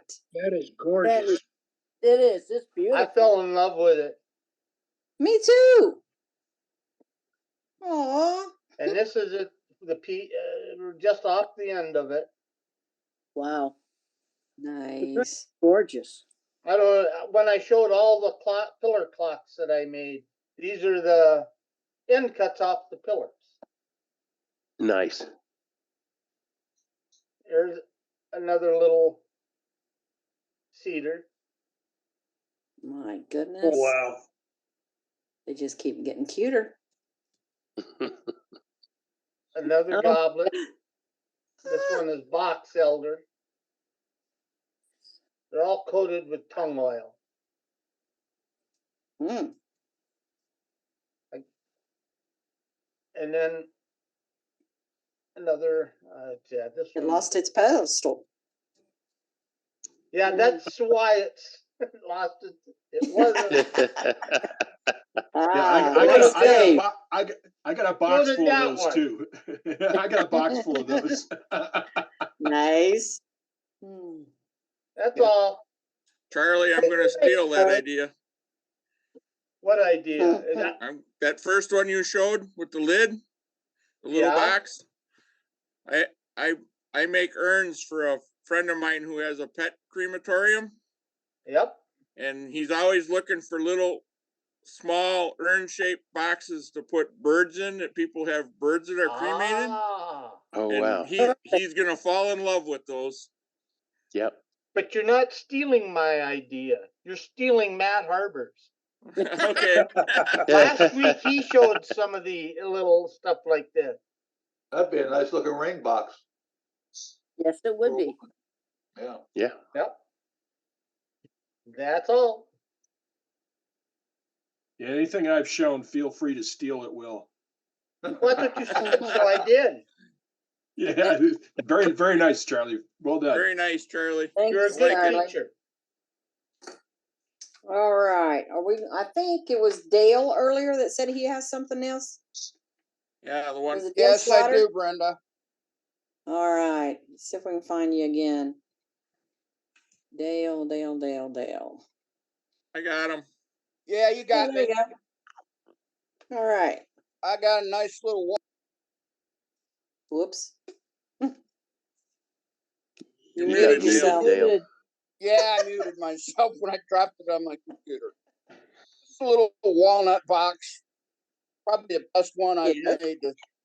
The lid's nice. tight, so it won't fall off, but it's not too tight that an old person with arthritis like me can't get it on and off. And the grain matches up pretty good too. Beautiful. Oh, Nice. yes, it is. Nice. Nice. And I just finished it with some shine juices off. Look Oh, great. okay. Maybe 4 inches tall and 1.5 inches around. Looks I great. don't do many boxes because I have a hard time getting the lids right. But I'm working on it, trying to get better at it. That's all. Yep. The more you do, the better you'll get. Yep. Usually I end up with them so tight that I can't get them on and off, and then when I try to adjust them, they end up too loose. That one I got Yeah. perfect. French. Good job. Thank you. All right, we're going to go to Gary H. And I think it might be Gary Hoffman. I'm not sure. Well, Gary it didn't Hales. change. Here, Yeah, I'm here. I think you're right. It was I'm Gary waving. Hales. Yeah, it's Gary Alright. Hales. Yeah. You there, Gary? I got Yes, him. I'm here. There I you think I go. unmuted Sorry about myself. that. There I am. Okay. This one's for Billy. I copied his bowl in a board, bowl from a board jig. And I actually did this with a Sorby's thin parting tool. But it's all on 45 this time. I'm going to do a different one. But it's out of an old piece of Ponderosa pine 1x12 shelving. Nice. Thanks, Billy. Nice. No problem, Gary. Good job. Real nice. All right, let's go to Stephen. Let's see, where is that? Right here. I'm here. Right. Can you hear me? Right. Got him. There. I have a few things. I also made a box from walnut. Nice big one. Inlaid a little doodad here. You made that piece in there? I inlaid it. I bought a bunch Okay. of these from Amazon. Okay, it was a piece. Okay. That's Kind of cute. Decorative. Nice. And I use it for Q-tips. Perfect. Okay. Ooh, nice. Kind of like the right size. Yep. Very nice. I like the grain. I do too. It's a piece of firewood. Yeah. It's a Nice piece save there then. You know, here's another piece of firewood. It was just like a Y knot, really. So you see like two eyes there. Yes, Yeah. it does. Like a hoot owl. E.T. Yep. Yeah. Cool. Very nice. That is pretty. It's got some pretty grain to it. It does. That is pretty, yeah. I love the bark too. Yeah. I just noticed that it's just starting to crack on me right here. Uh-oh. And another spot on the other end. Do you think I should put some CA glue in there to stop it, or Put some thin CA in there might Yeah, stop maybe. what kind? Just Thin. real thin CA glue, yeah. Okay. But Yeah, I don't Yeah, want to. if you got something with like a use- needle point or needle to apply it, so you can try to get it in the crack. Right. Or one of those little bitty long skinny applicators that's come with Starbond. If you use Starbond, that I would think work. a couple of them, yeah. So that turned out pretty But nice. I like Tap- that organic shape. That's cool. I love organic Yeah. shapes anyway. It kind of looks like a wave. I thought. Yes, it Yeah. does. It does. Really does. It's a nice piece, you know. It's would have wound up in the fireplace. I'm just so happy with that. Nice save. And here's something that I've been working on for a while. Oh, wow. That's pretty. Wow. Love Yes. that finial. Yeah. This is cherry, and this is figured maple, and I use intrinsic dyes on it. Oh, beautiful. You see, but Nice. there's a lot of Yeah, a lot of curl in it. Yeah. a lot of chatoyant at top. Yes. Yep.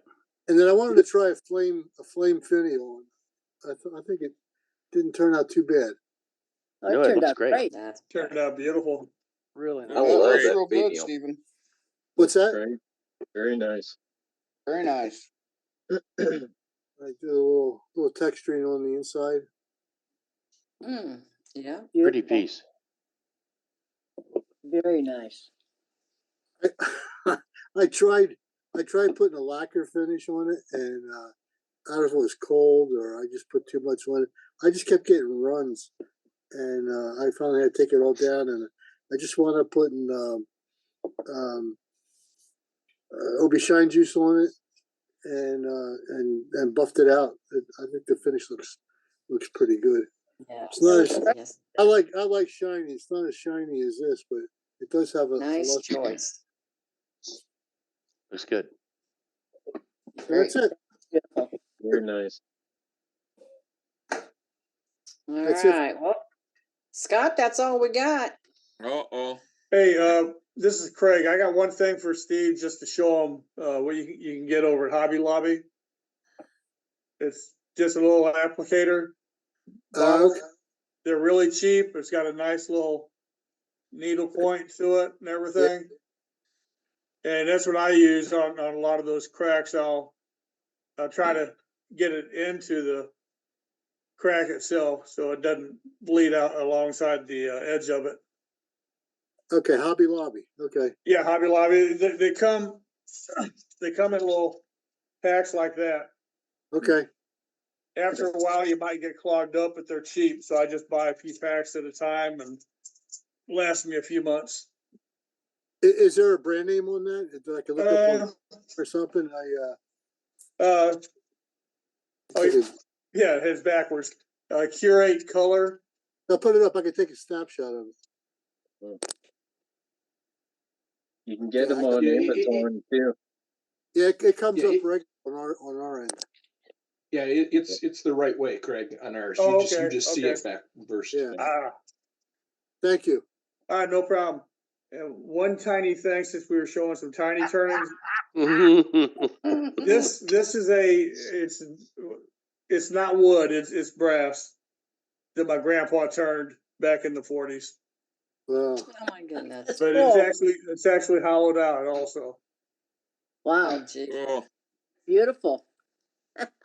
Wow. You should turn a little lid for it. Do what? You should turn a little lid for it. Yeah, Yeah, with a finial. there you go. You realize how thin that finial's gonna be? Uh-huh. Yeah, but you've seen demos on how to make them that thin, so you can do it, man. Yeah, yeah. Just use a toothpick. Hey, Matt, a ribbon finial would look good on that, wouldn't it? Yeah. Yes, it Sure. would. Oh, wow. You know, based on how many demos of that I've done, a ribbon finial look good on pretty much everything. So Yeah, buddy. No, right? I got like 6 or 8 of them in the. Mm. Yeah. But then I Hey, just you have wanted to to make help out with the applicator there. Thank you. All right. No Craig? problem. But since we're showing small ones, Uh-oh. Billy's got his no. mic on. That what she Billy said? again? We're ready, Billy. sound good, Billy.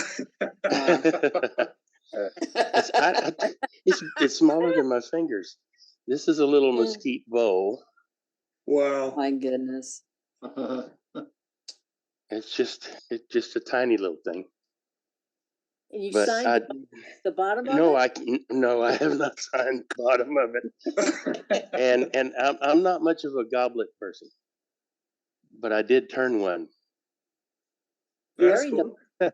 Yeah. This is spalted hackberry. Just to show that yes, I can turn a goblet. I'm just not a goblet guy.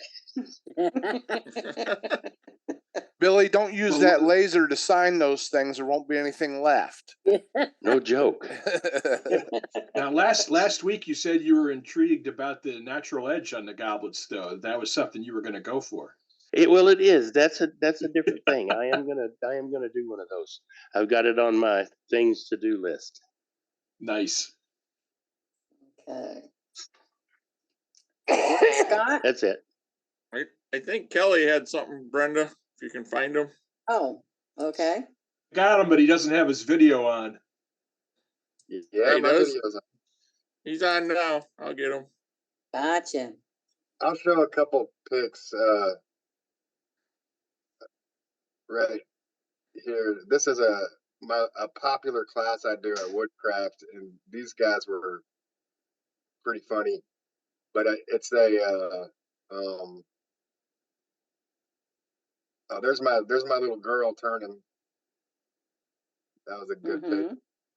At this little thing that we do once a month or whatever, she stands out and she turns like spin tops and little bud vases, and just to get people's attention, you know, and then they come over and buy stuff. She makes almost as much money in tips as she does selling the spin tops for $5.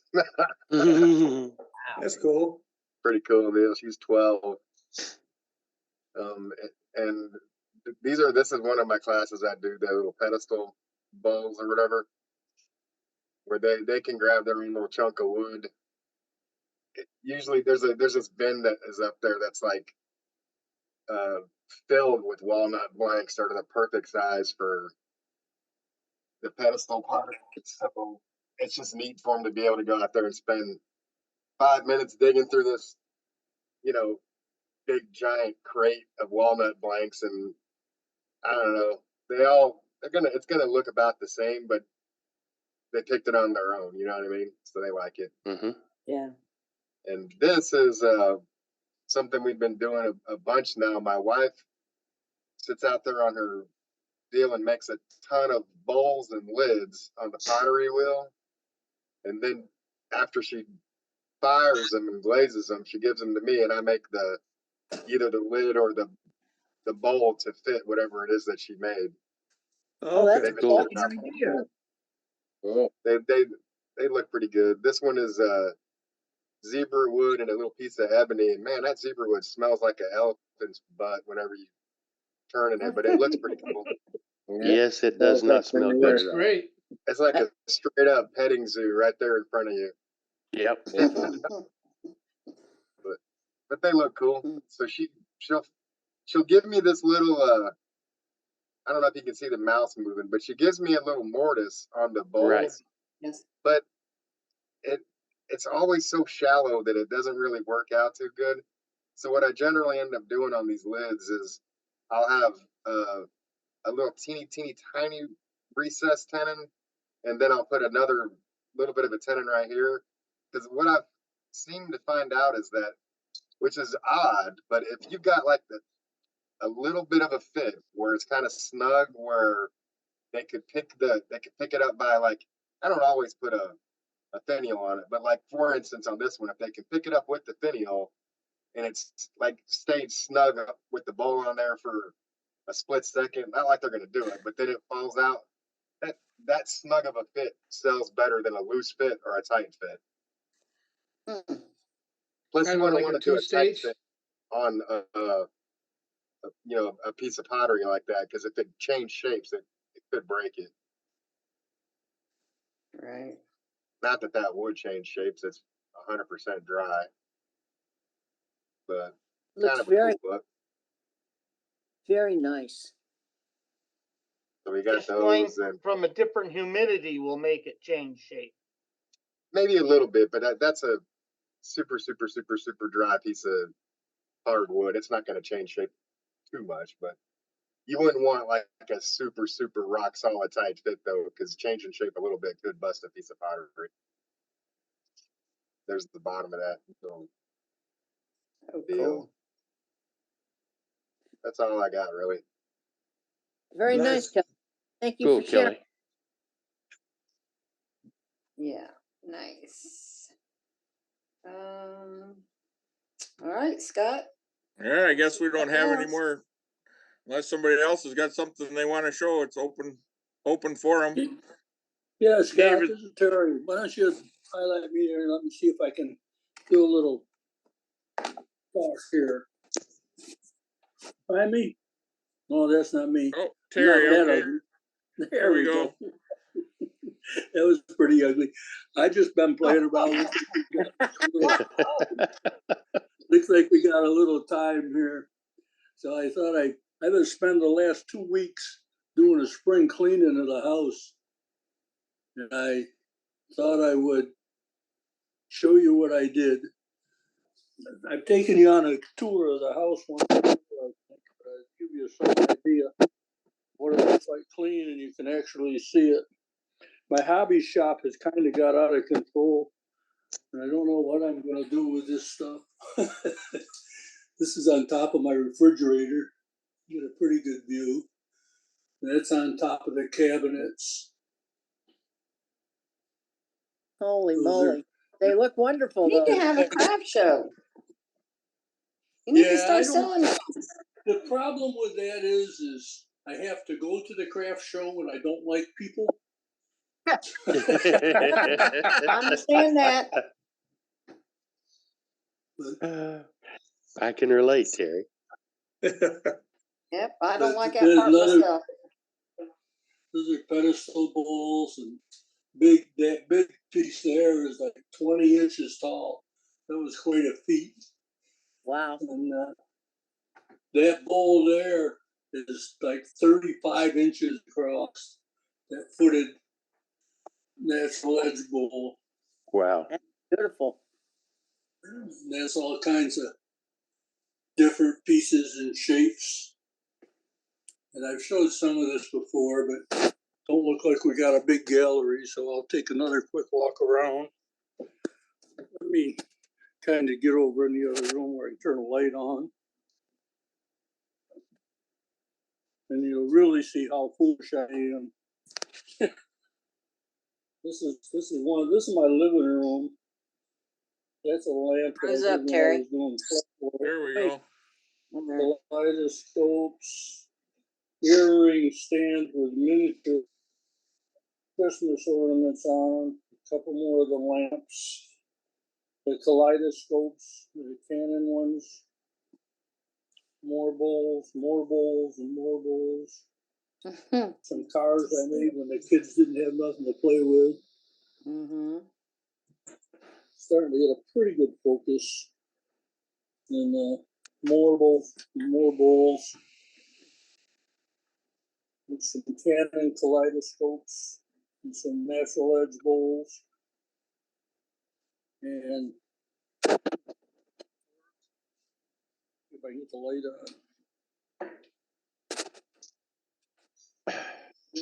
This is the staircase in my living room. Can't see it very well at the bottom. Kind of. It's pretty cool. Those are the basket and a big bowl of all Christmas ornaments. And then that's a Norfolk Island pine thistle on the back. I kind of separated things together. Those are all lidded boxes all together. Come through. Then what else are we at here? Those are John Jordan style vases that I've done. I've done Nice. several of those. He taught a class in Memphis, and I tried to do as good of a job as I could with his stuff. And this is just another. You see my skillet? I was sitting at the breakfast place, and there was a picture of the eggs and breakfast, and I think it was IHOP. And I made this. There was a picture of it on the wall, and I made it. The whole thing is wood. The pan is wood, and the egg, everything is wood. Oh, wow. That's cool. It even has a lid, but it don't show up good with the lid. Then I went up and kind of put things together. Those are all those bolt boxes that I made. They're all threaded boxes and washers and stuff on them, and vessel and vase and covered goblets, more goblets, more pedestal bowls, and a worldwide wood turner's truck. Nice. More bowls. More vessels. That vessel right there is on the cover of some magazine that we had. I think it's AAW. Somebody did it and I copied it. Kind of. Just more and more and more. Let's do a quick walk around, and I don't want to probably bore you enough, but I got a few pieces. If anybody knows where a good home for anything is, I got more than I need.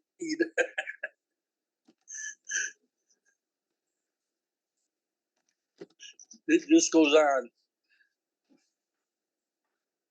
It's great. Yes. It's not the end of it, but that's probably enough to get the idea. And I made a few pieces. Well, you have inspired a couple of others to show some stuff, so thanks for that. Love your stuff. So, all right, let's go back to John. Oh, are you done, Terry? I'm back, huh? Oh, no, are you I'm done? Done enough. Yeah, I'm done enough. I had a couple more to get the Yeah, general save idea. something for next week, right? All right, we're gonna go back to John. Says he has something else to show again. I've got a piece of Osage orange that I wanted to show you. This is doesn't have any finish on it. I don't think it needs any finish. And it was made out of the other half of this, which is the fork piece that I cut and then turn this out of. So I guess looks something like that. That's very nice, John. Well done. It is very nice. That's it. I love it, John. Good. That's Russ Fairfield's no finish.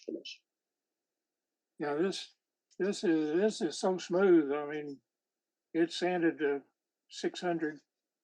Yep. And it doesn't need any finish. Nope. That looks great. Okay, let's go to Sheila. She wanted to show and ask a question. Oh, yeah, I have to do an urn for my uncle. My aunt sent me these. It's like he was RCMP, his belt buckle and his little sergeant stripe pins. I think they're sergeant stripes anyway. So I have to put those under the urn, and I want to make sure they don't drop off or anything. So I was kind of asking about what Definitely adhesive works best with metal to wood. Definitely epoxy. Yeah. What's the back of them look like? These have little pins that I'll have to cut off, or maybe I could just shove them into the wood. No. Drill a little 16th inch hole and insert into the hole with the epoxy. Okay. Yeah, that's exactly right.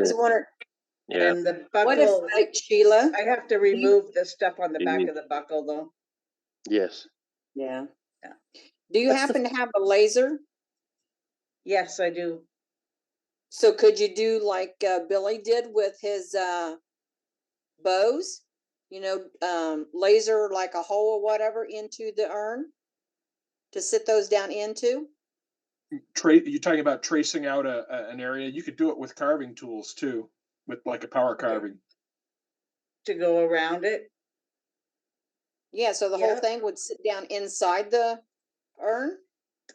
Yeah, I do want to kind of recess it a little bit. I'm not sure how I'm gonna do it yet, but yeah, something Yeah. like that. I was just wondering, maybe you could do like Billy did with the bow ties, you know, laser that hole and then sit Okay. them down in it. The Would that work? the tricky part of that is going to be bringing the image bringing the image into Lightburn's not the issue, and burning it onto the wood isn't necessarily the issue either, as long as you get clearance. But the tricky part is going to be getting the size right for those. Yeah. I was able to get the size right for these because I drew them, so I knew how big they were. The on those other pieces, it would be, yeah. You could do it.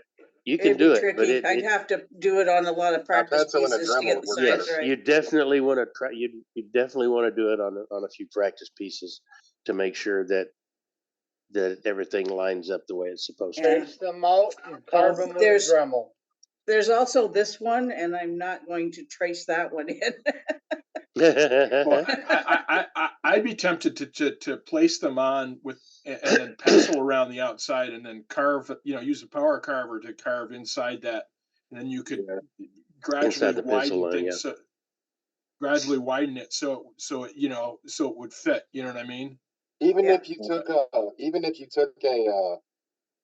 just drew a circle around those and then drilled out or dremeled out a circle that's bigger than that, placed it down into a little bit of a recess, use some good 5-minute epoxy or whatever to seal the back of it, and then you could use a UV resin or something to make like a clear bubble on the top that kind of held it in and made it look good. Okay. Or just set Or it on any and carve it by image. or any clear casting Good resin idea. and just let it sit. Yeah, UV resin is just so fast. Yeah. It's not as durable though. Not sure if I want the whole thing to be that shiny.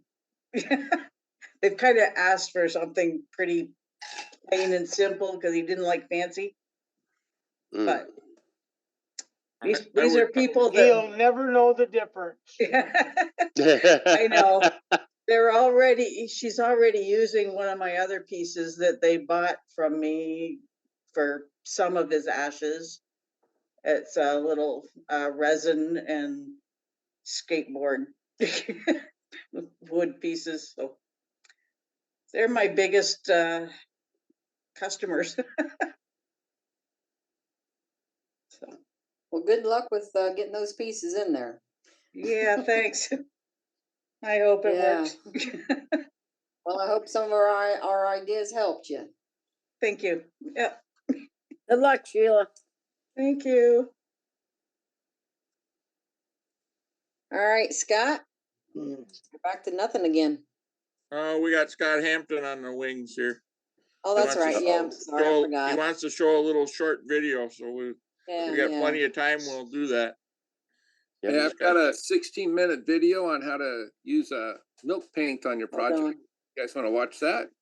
Sure, let's do that, Yeah. Scott. All right, let me share the screen. I'm getting to you, Sheila. Okay, there you go. I got it. Okay, here we are. Thank you. My YouTube thing. Oh, come on. There, is that it? Yeah, that's it. All right, let me enlarge it, and hopefully you guys will be able to hear it. If not, you'll hear it through my microphone. Let's see.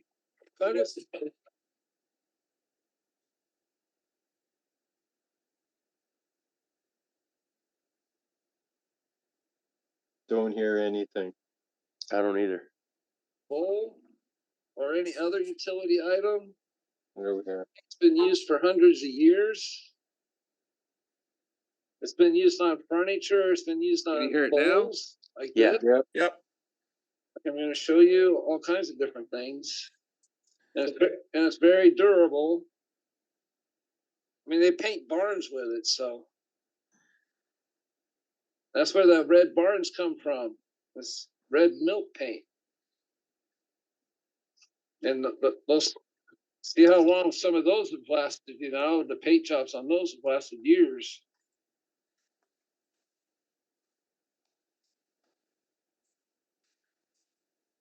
So I'm just gonna grab me what put those. There's some 180 right here. Yeah, there it is. Just to kind of clean up those beads real quick.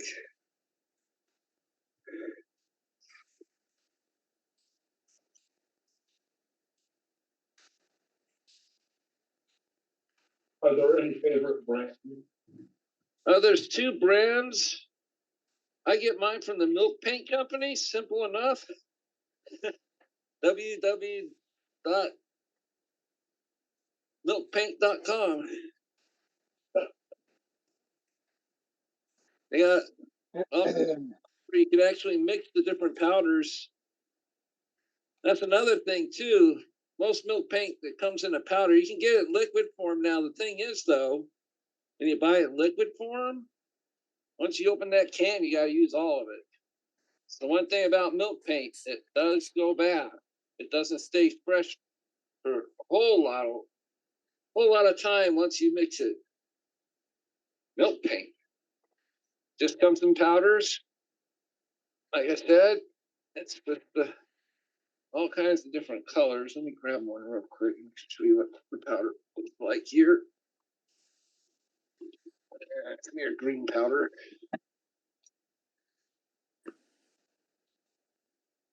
It's almost like a chalky type of powder. You want to break it before you add it to the water. You want to break up any larger lumps that might be in it, because it makes it harder to mix. It's lumpy, and you don't want to put the powder in the cup and then put water on top of it, because it just makes it a soupy, icky mess. It's sort of like plaster, you know. Plaster, you add the powder to the water instead of water to the powder. That makes sense. Oh, yeah.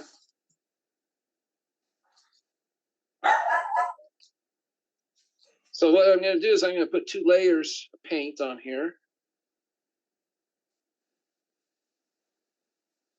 And the blue is going to go on first. And then we're going to dry it with a blow dryer. Then we're going to put the white over it. Then we're going to remove a whole bunch of that white off of it. And it gives it a really antique type of look. So I'm just going to start painting this on here. Sure. Yep. Got it right.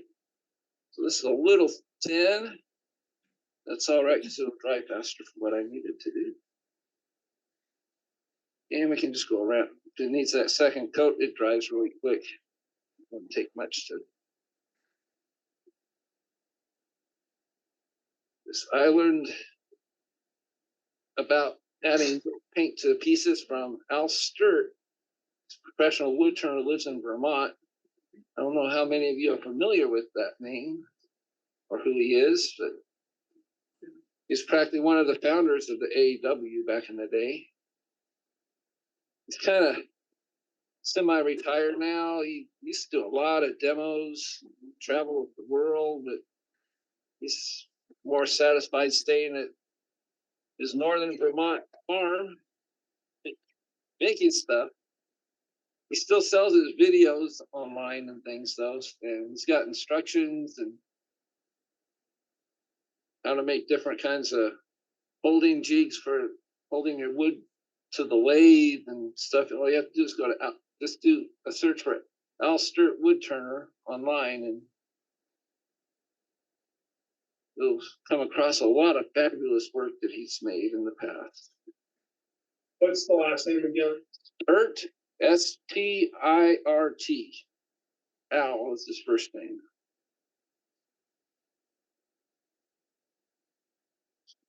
I'm just going to grab me my blow dryer, and I'm seeing the paint's going to lighten up when it dries. So that tells you a lot how fast it tells you when it's drying. And once it starts kicking in, drying, it goes pretty quick.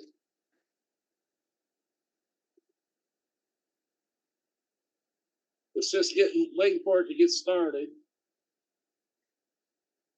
It's gonna turn into like a light chalky type of blue. I've used heat guns doing this, and to help speed this drying up, it actually burned the paint.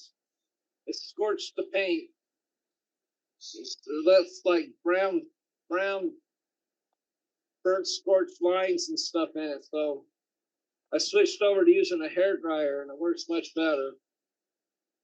So see, I got a thick spot right there.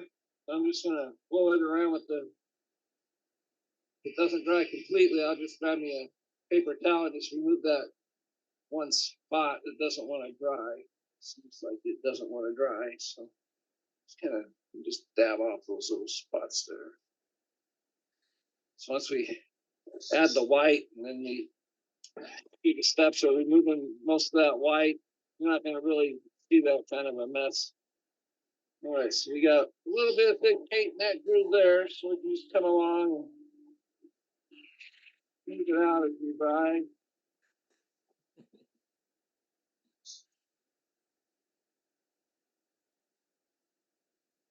All right, so it doesn't look like I'm going to have to add that white or a second coat after all of the blue.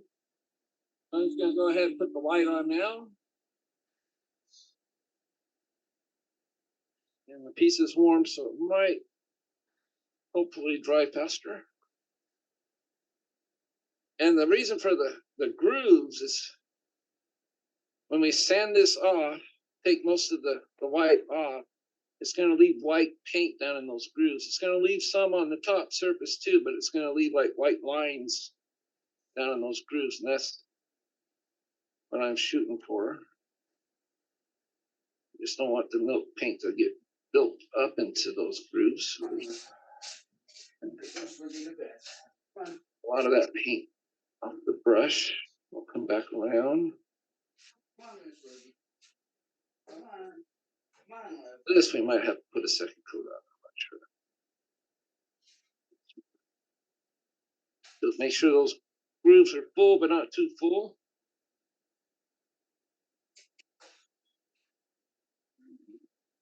It's great using the sponges because it just moves that paint around. You can slide that tip of that brush right into those grooves, and just if there's any buildup, it's kind of a brush using foam gets it out of there in a hurry.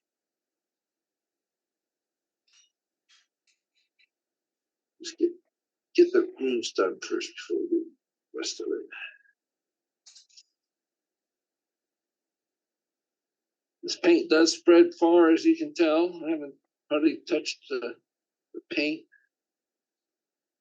The brush piece. Got some thick right here that we can remove. We can just put that excess down at the bottom here. So that's a lot of excess right in here. Grab the paper towel. I'm not sure yet. Want to get it before it dries in those grooves, that's for sure. So you gotta get a toothpick and pick it out.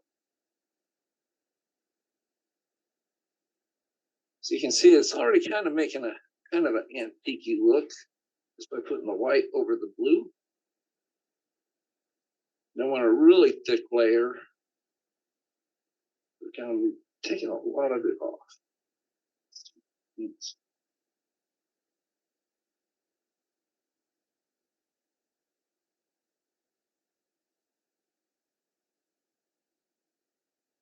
Smooth this out here.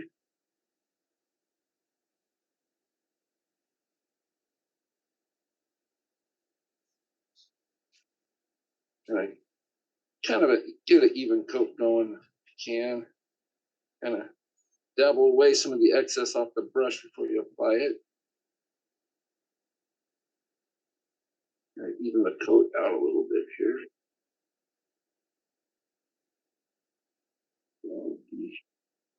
The gaps might be showing.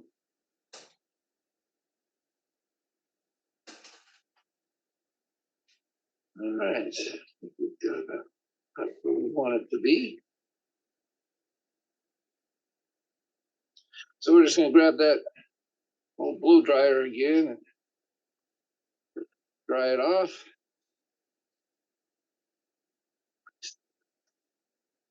You want to make sure it's dry before you put sandpaper to this, or it's going to dump up your sandpaper really quick. Yeah, I make milk bowls doing this, or cereal bowls. I don't put the paint on the inside though, just on the outside. What do you put on the inside, Scott?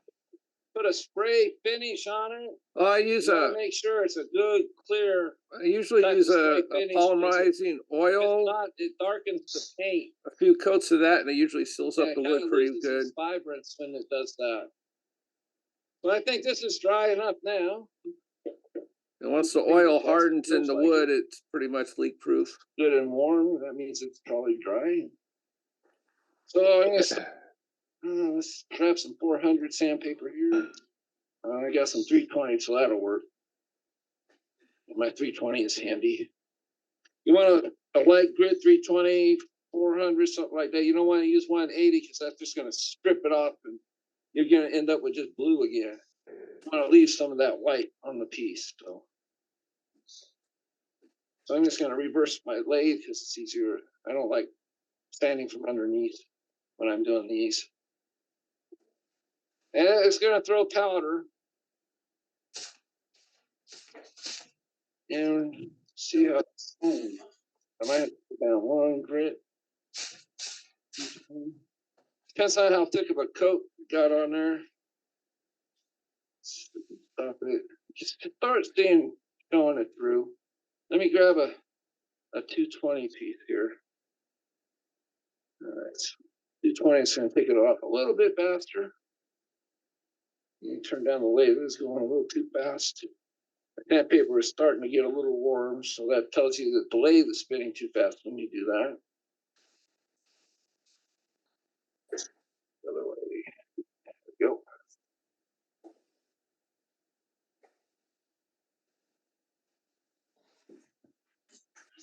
And you'll be able to see the blue start to show through when you're sanding.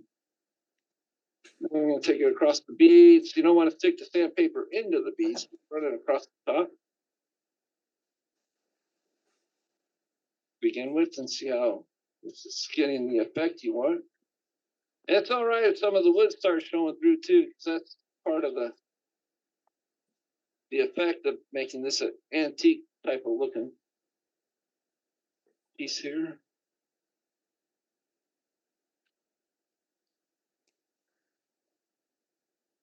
Uh-oh. Yeah, for these, I just usually just use a clear shellac. You don't want to use an amber shellac, like that's what's mostly sold in the hardware stores. I like to mix my own shellac and get shellac flakes online. You just want to get a clear shellac, unwaxed. You don't want waxed shellac flake. And you just mix it with denatured alcohol to any consistency you want. Half and half is good for a good finish.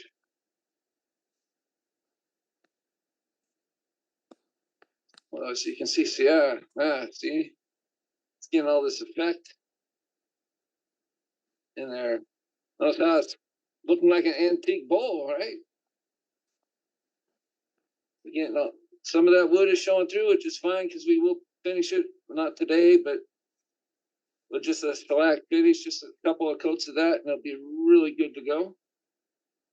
I like some of the wood to show through. That means it's, if it's sitting in your cupboard, it looks like it's been used a lot. So I just use shellac on the outside, not on the inside. Like I said, I use a polymerizing oil finish. A few coats usually does the trick to seal the wood. Plus the milk paint helps seal it too on the outside, so it really prevents leakage. I've handled it. It's almost like having an instant antique. So that's the fun of milk paint. So let's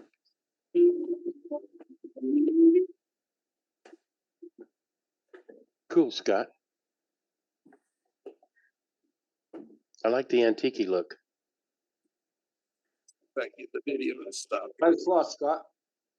Pretty cool. Yep, thanks. Loved it. I'm glad. There's a lot of things you can do using milk paint to give it that look. Oh yeah, that's what I've used it on goblets and bowls and plates and all kinds of stuff. So yeah, it's really fun. I like playing with it. I like adding the layers and then taking some of it away and add some more of a antique look to it. Yeah, I've got a piece I did. Let me go find it here. This one here, I think. Yep. Okay. Can I share screen? Should be able to, Matt. You're a co-host. Yeah. Yep. Oh, I'm just asking if it's all right with Scott, if he's got one to add. Yeah, go ahead. Yeah, I've already took it off. So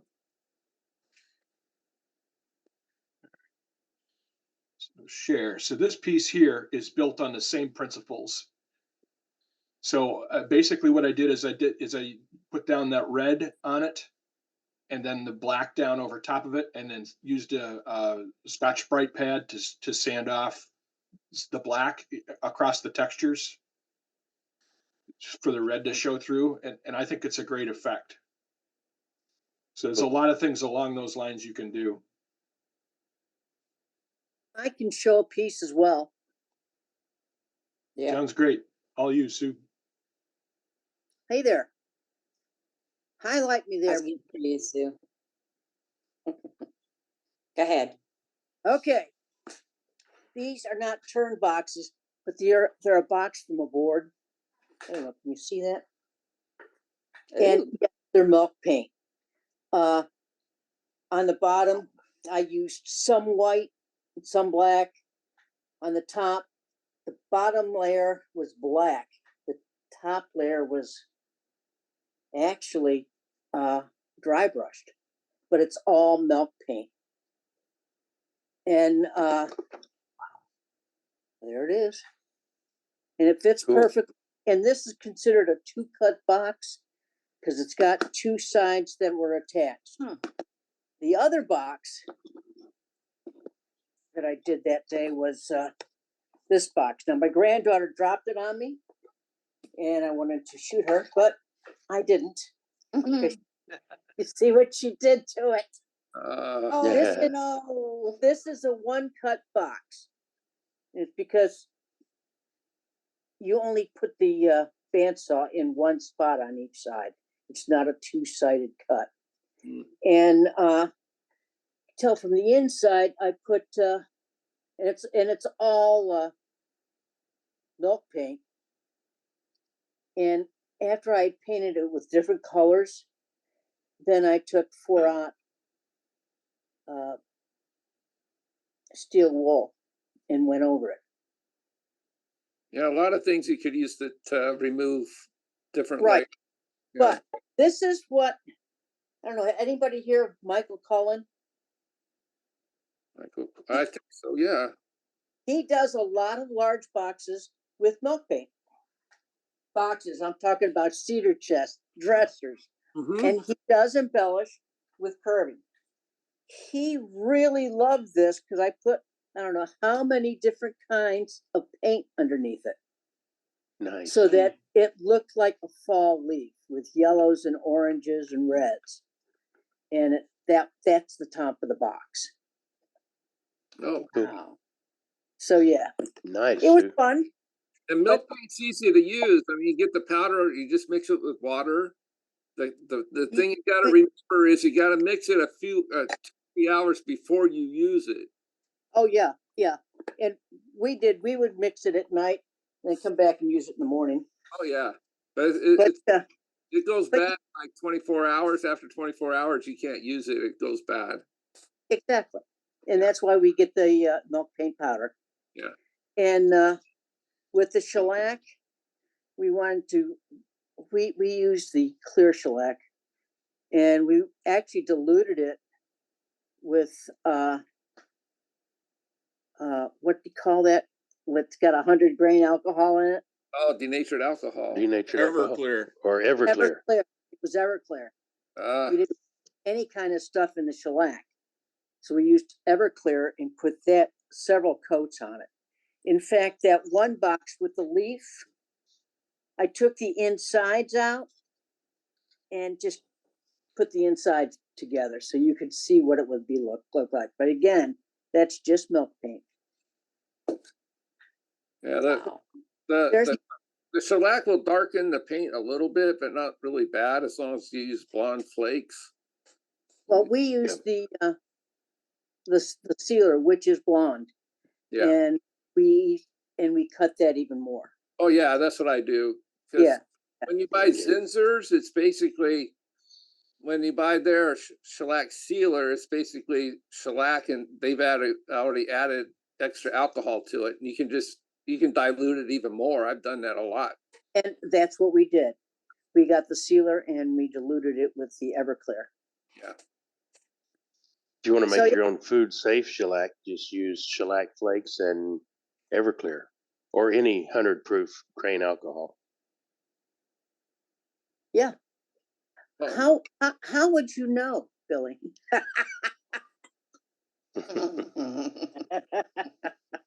I don't know. If it's denatured alcohol, if it doesn't have the metallic dryers in it, it's food safe right away. Yeah. Yeah, but denatured alcohol does, and it's not food safe. Well, what they do is they do that. They add that, plus they make it taste really bad, so people don't drink it. So people, exactly. Hey, you guys, just to remind everybody that we still have stickers.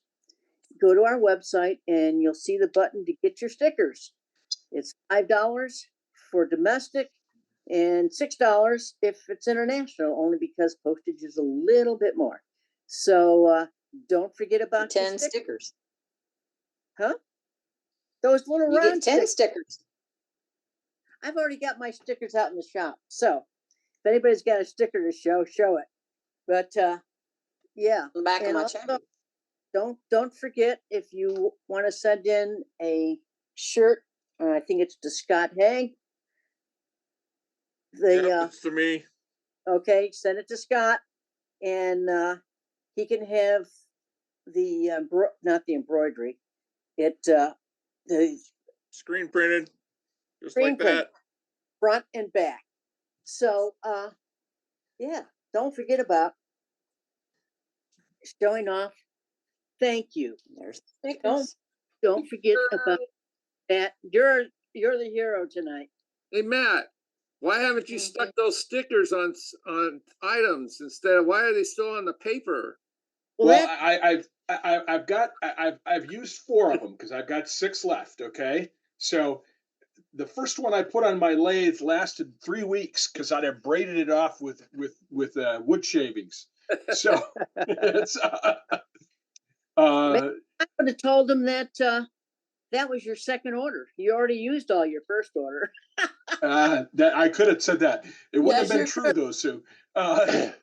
If you look in the video in the background of any of the demos I've done, there's one on the cabinet behind me. Actually, there's 2 on the cabinet behind me because I got one of the original ones from years ago.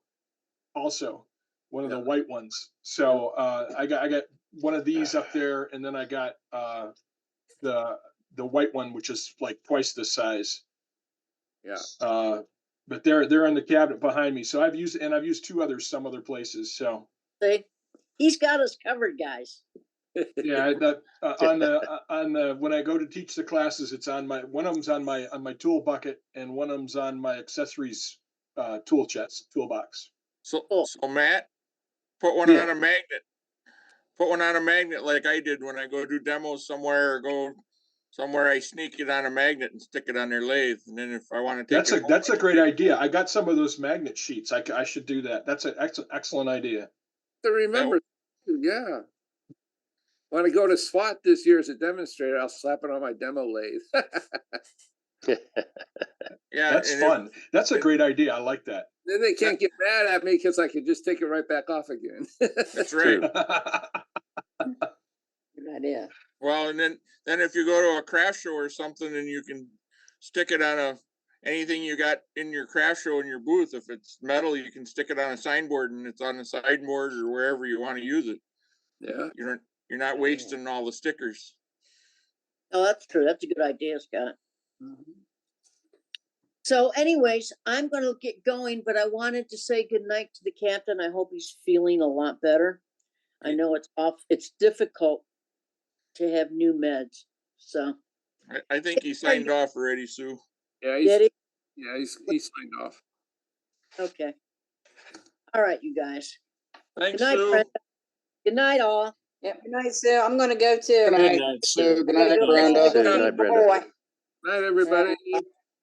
Well, everybody. after some of the demos we've had, I've been digging through all of my boxes and I have located all my milk paint powders. So maybe if I get some warmer weather this week, I'll be in the shop doing some, because I want to do some of that stuff that Paul Hanneby showed us with the gesso too. And then I want to do some of the milk paint, because I really like doing that. That's a lot of fun.